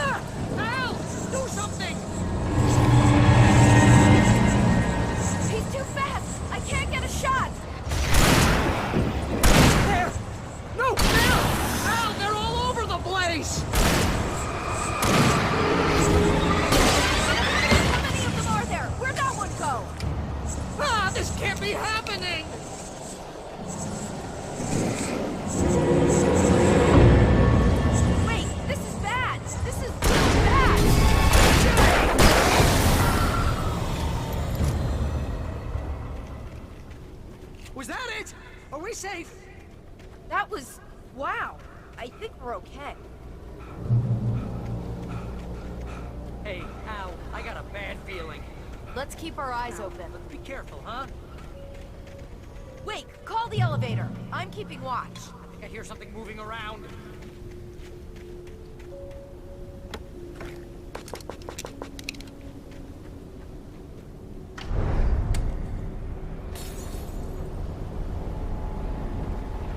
Heads up! We're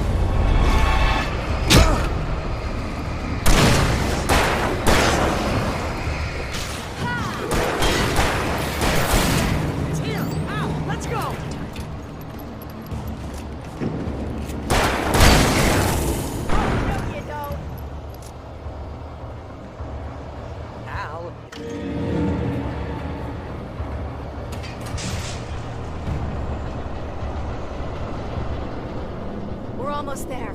There's an entrance into the dam at the top. What's the plan, Wake? Well, Weaver's crazy, but she's got something Zane left behind. Something to fix this. Gee, could you be a little more vague?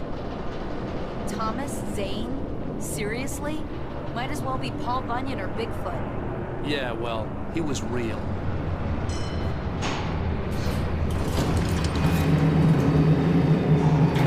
Be careful, okay? Oh, jeez, I hate this.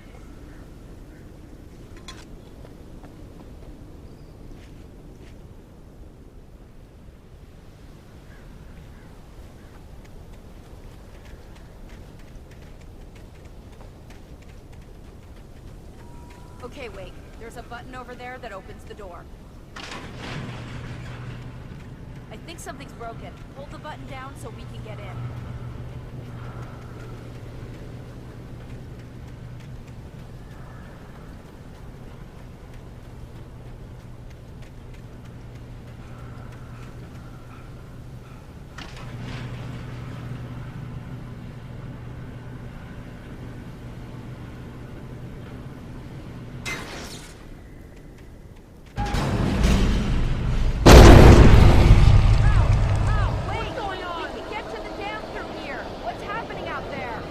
You guys go ahead and find Weaver.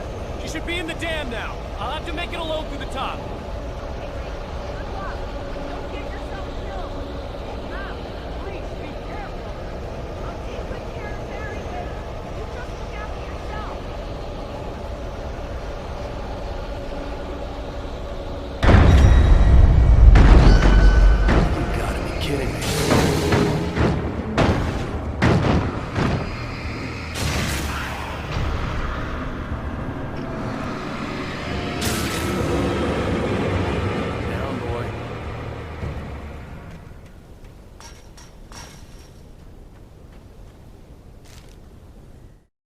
Thomas Zane knew he had to remove all that had made this horror possible, including himself.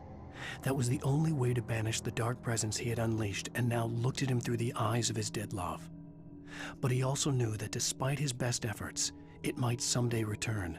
So even as he wrote himself and his work out of existence, he added a loophole as insurance, an exception to the rule. Anything of his stored in a shoebox would remain.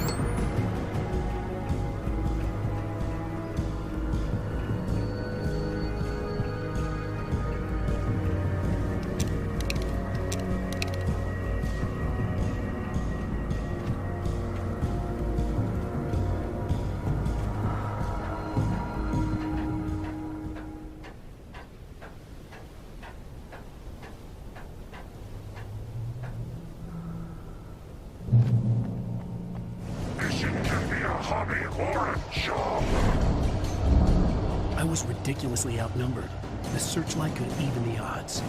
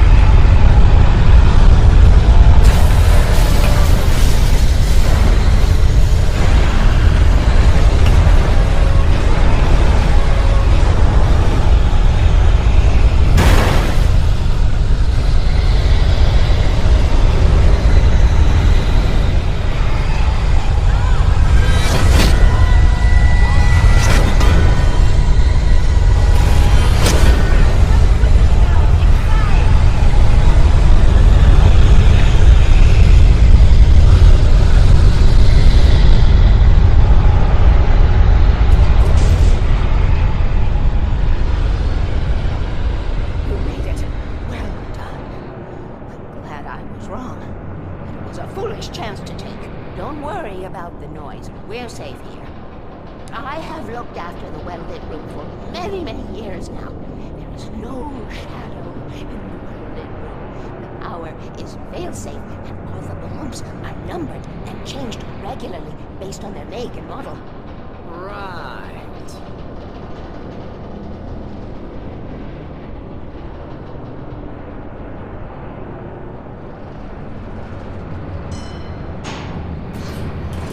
There's an old army base in Rainbow. It was active during the Second World War. They operated here back then. They must have built this. Yes, they did. It's my place now.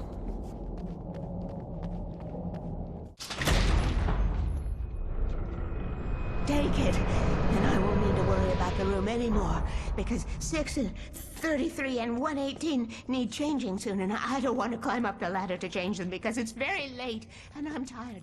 And if you take it, I won't have to do that anymore. The page was autobiographical, a memory from my childhood. But I didn't write this. It was a page written by Thomas Zane. None of them were supposed to exist anymore. Alan, 7 years old, would fight sleep to the bitter end. When he did sleep, he soon woke up, screaming, the nightmares fresh in his mind. One evening, his mother, sitting by his bed, offered him an old light switch. She called it the clicker, and flicking the switch would turn on a magical light that would drive the beast away. To imbue the talisman with all possible power, she added that it had been given to her by Alan's father. Alan never knew him, and anything of his took on mythical proportions in his mind. With the clicker firmly in his hand, Alan finally slept like a baby. Now, almost 30 years later, Alan thought of this as he stood on the rim of Cauldron Lake, the clicker in his hand. He took a deep breath and jumped. My mind swirled. I'd given the clicker to Alice, yet it was here. Zane had written it into existence in a story I had written. I can get to her now. I can finish this.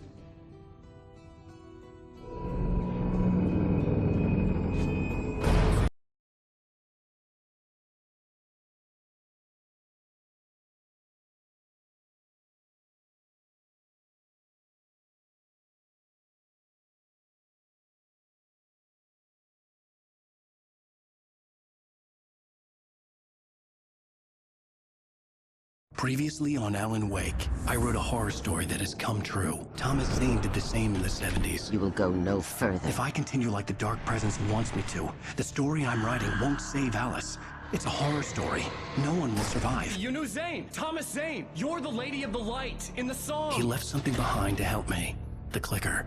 Alan thought of this as he stood on the rim of Cauldron Lake, the clicker in his hand. He took a deep breath and jumped. I can get to her now. I can finish this.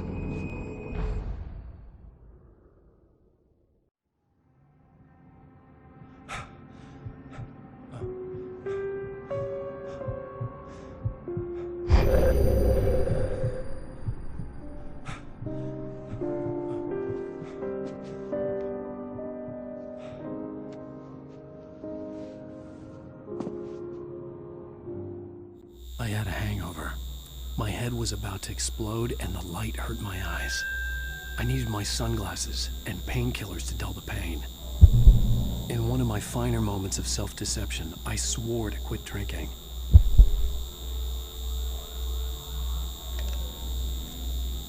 The sunglasses made the world look bearable. Now I could keep my eyes open without feeling like a vampire in the sun. I wasn't sure I'd make it out there without some painkillers.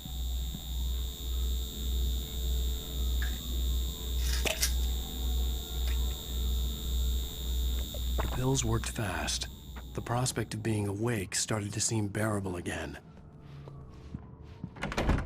There was a message waiting for me on the machine. You have one new message. Al! Are you still asleep? Wakey, wakey! You should have your show on your TiVo. If Alice wasn't too mad to record it. As she called me earlier and really chewed me out. Yeah, we went a little overboard last night. But parties are a part of this business. Al, look, I'm saying this as your friend. She's not doing your career any favors by trying to run your life like that, okay? I'll talk to you later, Al. Watch the show!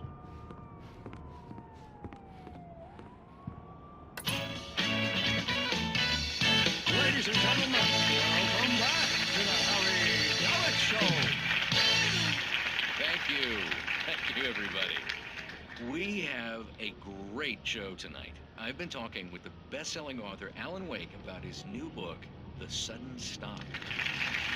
Yeah, good read. Go buy it. No, it is a good read. Look, I'm gonna be honest here. Is that wise?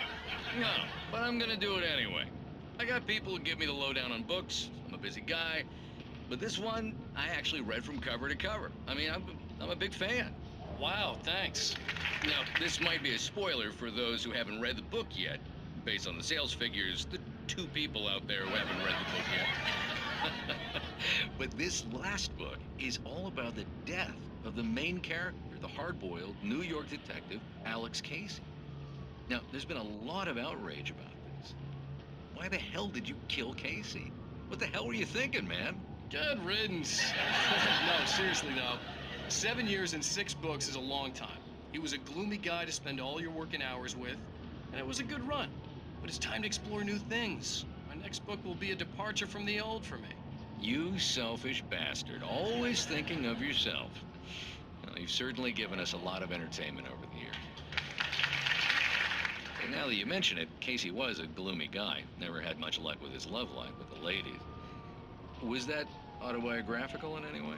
Yeah, no kidding. Casey's lady friends tended to die on him. With Casey, it was all about his pain. No, nothing autobiographical about that. I'm a happily married man. My wife is my muse. Well, congratulations. That's great to hear. So, how's the publicity tour been treating you? Good. Great.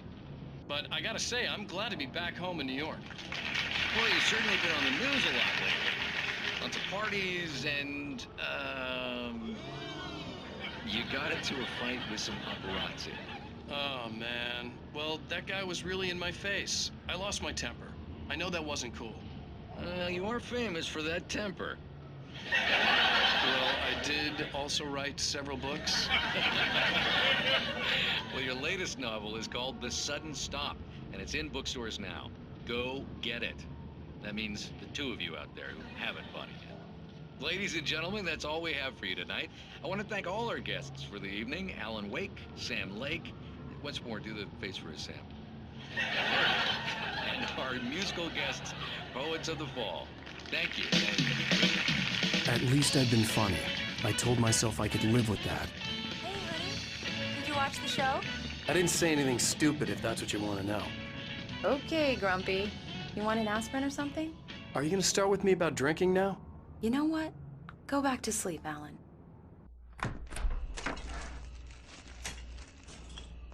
What? Now you can't even talk to me? Well, this morning I was angry because you said you'd be home at midnight and you showed up at 7 a.m. and passed out in mid-sentence. Now I'm over it. Are you angry? This goddamn tour. It's gotten out of hand. Oh, honey. It's almost over, right? We can get back to normal. Then you can start writing again. I'm sorry, honey. Alan, you're not thinking straight. Just take a shower and go back to bed, huh? Yeah, you're right, honey. I'm sorry. Once this is over, let's go away together. A vacation. Just you and me. Some peace and quiet.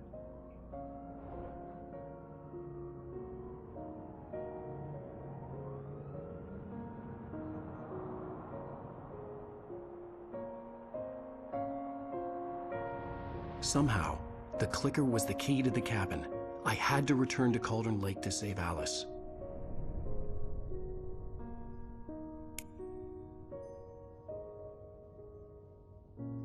I'm going back to the lake to finish this.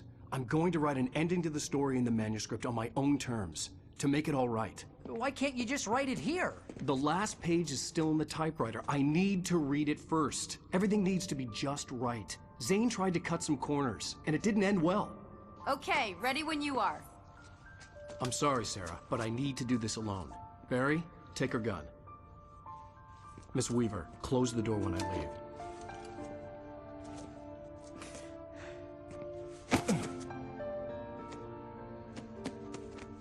Good luck, Al. See you later.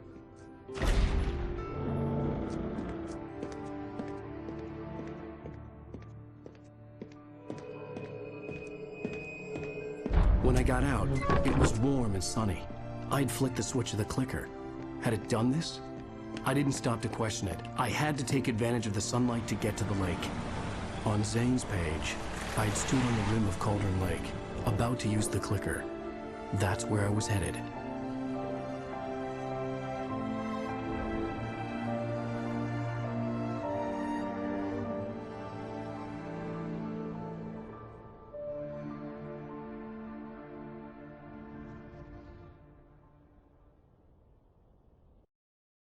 Alone, in daylight, surrounded by the beauty of the Pacific Northwest landscape, it was hard not to let doubt creep in one last time.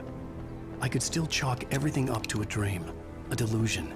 I had enough imagination to make up something like this, having been in the cabin all this time, trapped in a story inside my head, gone mad from grief over Alice's death like Hartman had claimed. There would be no way of knowing. I told myself it didn't really matter. My course was set.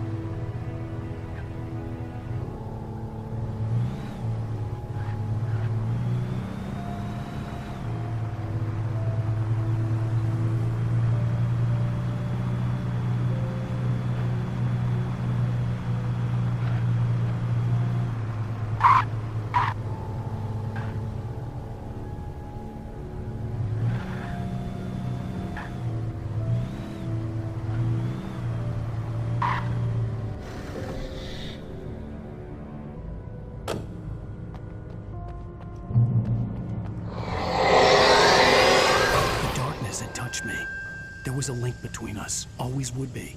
I could feel its presence again, getting closer.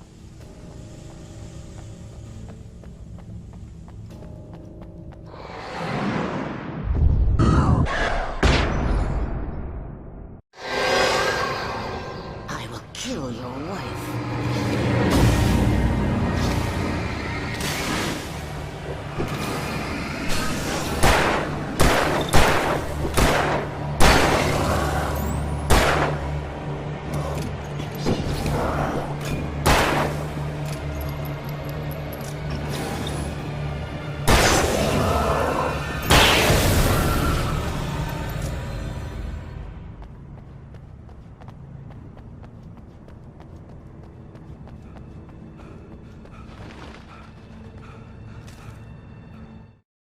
The Dark Presence was no longer trying to capture the writer so he could create the ending it wanted. The writer knew too much. He was too strong. And he carried a weapon left behind by Thomas Zane, something that could hurt it. Now, the darkness was doing everything in its power to simply stop the writer from ever reaching Cauldron Lake and the dark place it came from.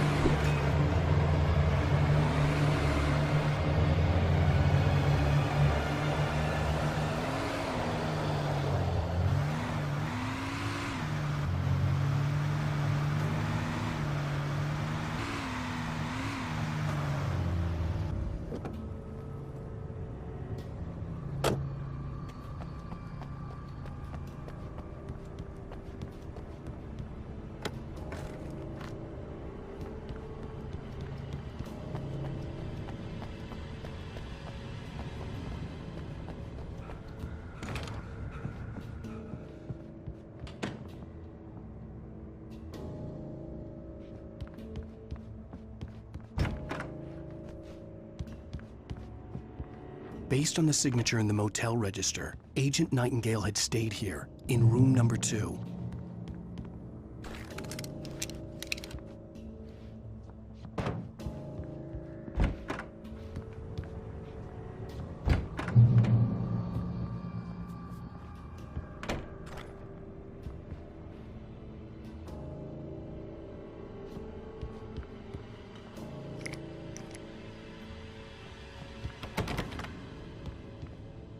This had obviously been the room where Agent Nightingale had stayed when he hadn't been busy harassing me. Look after yourself, manager! Could have fooled me.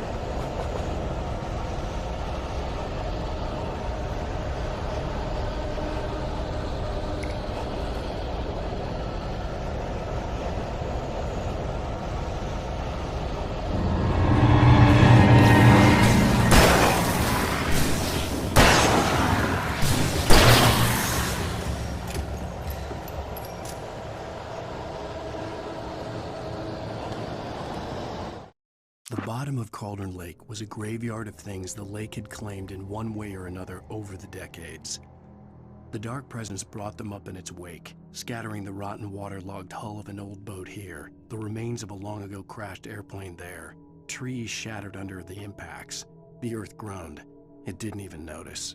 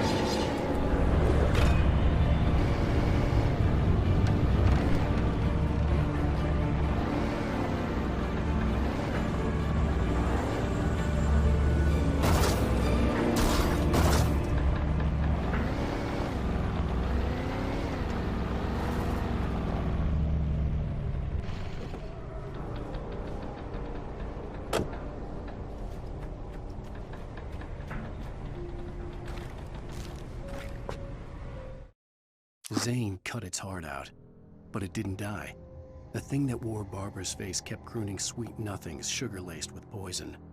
He put on the suit, untied the monster from the chair. The thing in his arms thrashed weakly, but he held fast. He stepped outside, off the pier, and into the dark water, a sinking pinprick of light descending toward a bottom that never came.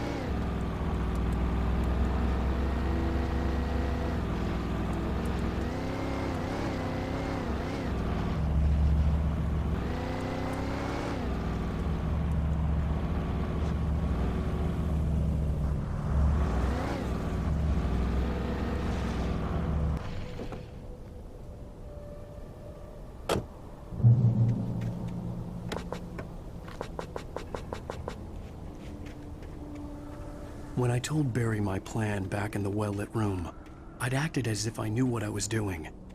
I didn't. I was operating on the shifting logic of a dream.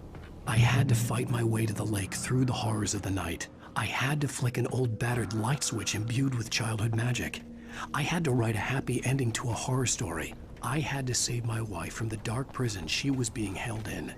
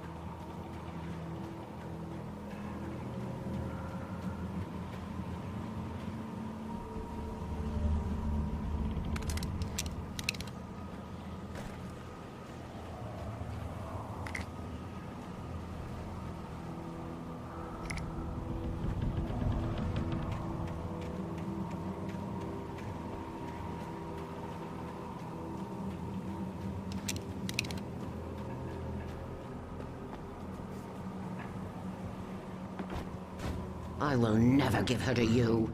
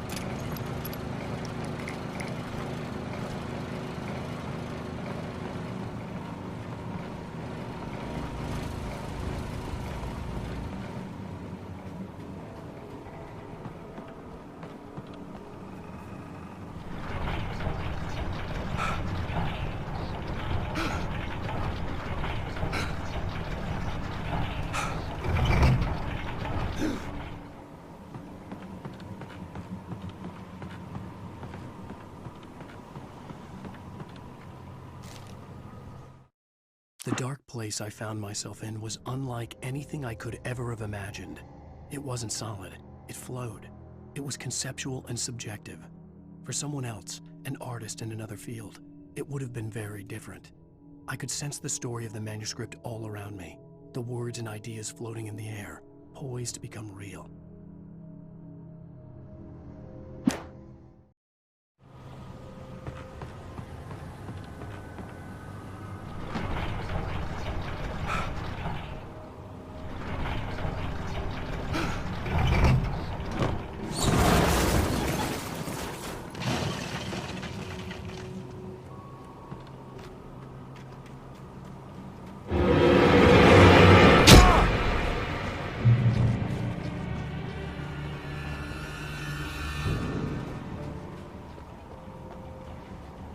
I could see Mirror Peak in the distance. That's where Cauldron Lake was.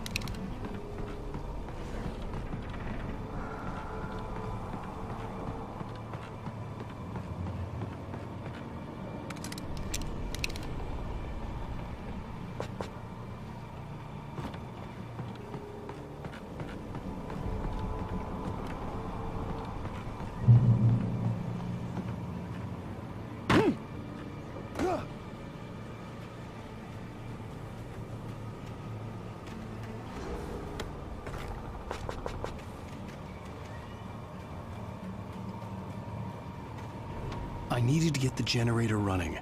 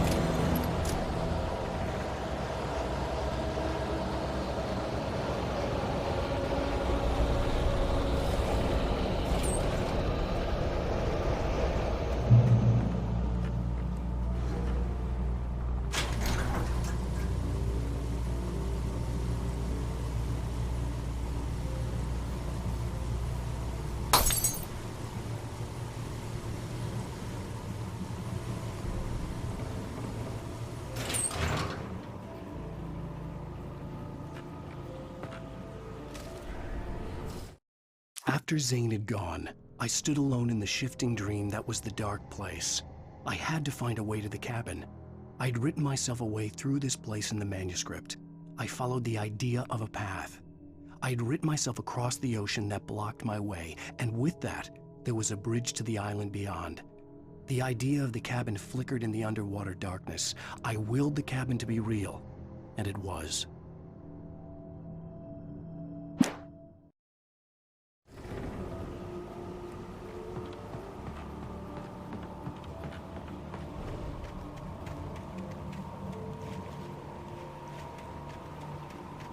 Turn back now.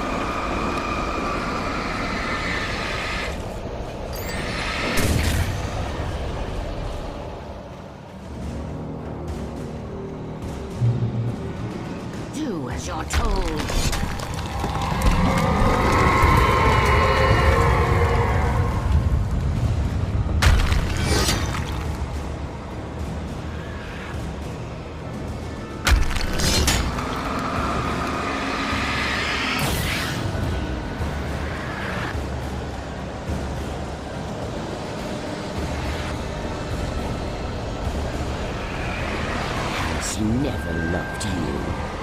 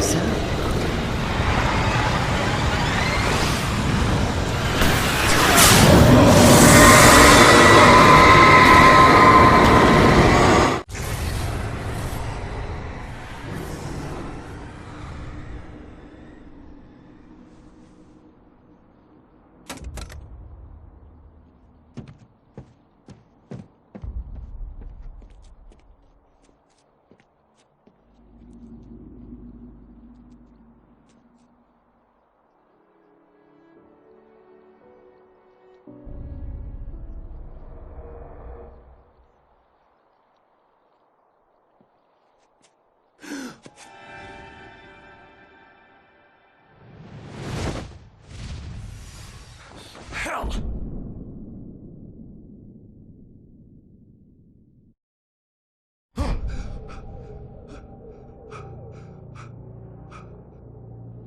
Shh, baby.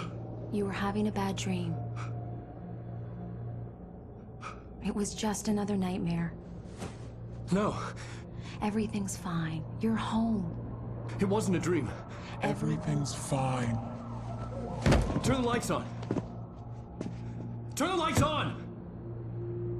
Shh, baby. The power's out. There's no light. Come back to bed and I'll make you forget all about your fear of the dark. My fear? It's your fear. Why aren't you afraid? You're not Alice. Turn the lights on now. Where's the clicker? What did you do with it? Alan, you're scaring me now. Come back to bed. Have you taken your pills? You want me to call Dr. Hartman?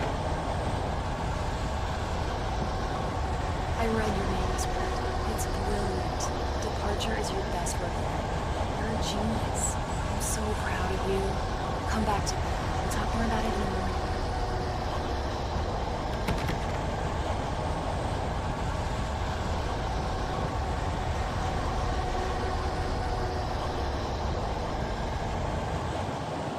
Come back to bed, Alan. Come back to bed, Tom.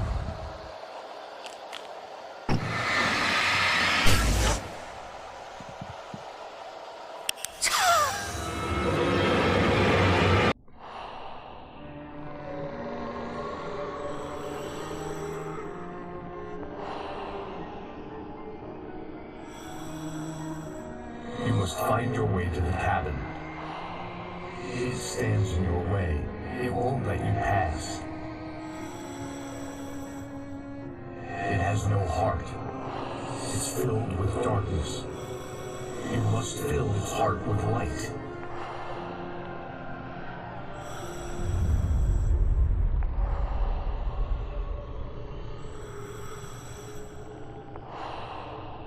Don't mind him. He's Mr. Scott. Your friends will meet him when you're gone.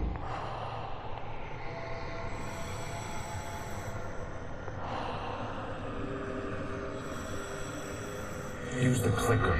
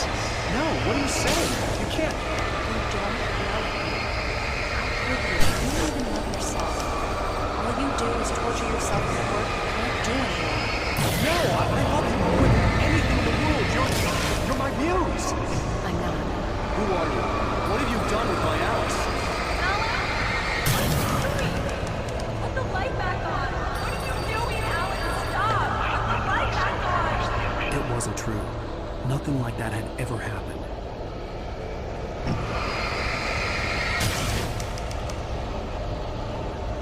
You're not my Barbara. Tom, let me go. I promise to be good. Please, untie me, you naughty boy. I will help you reach your masterpiece. I will love you forever. No, you're not Barbara Jagger. I made a terrible mistake. I should have never written you back. You came back wrong. Your heart is filled with darkness. Put that knife away, Thomas. Put it down. Your heart is filled with darkness. Cut it out. We'll get back to the dense pavement.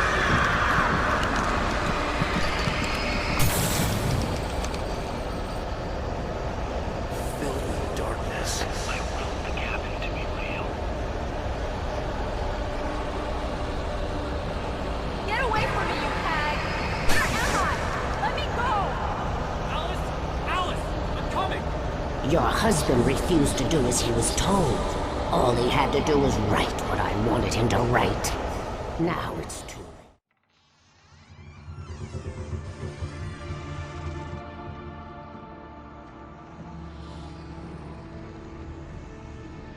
Now you will never get her back.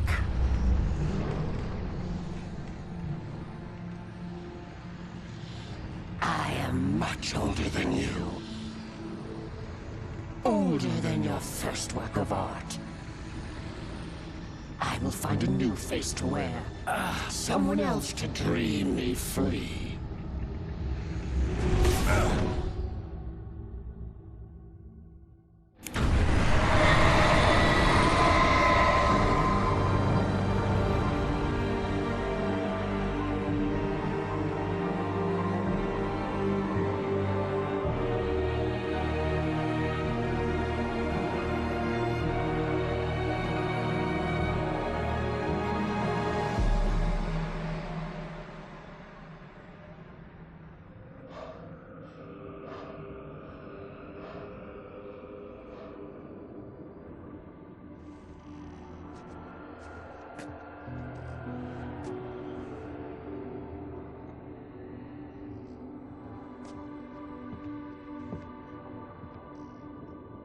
I could feel Alice's presence close by.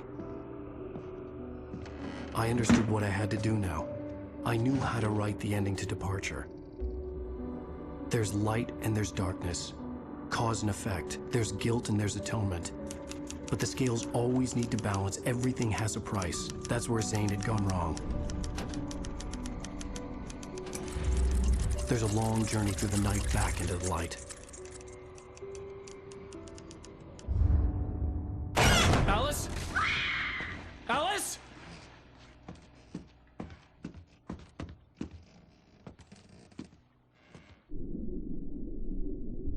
Oh no!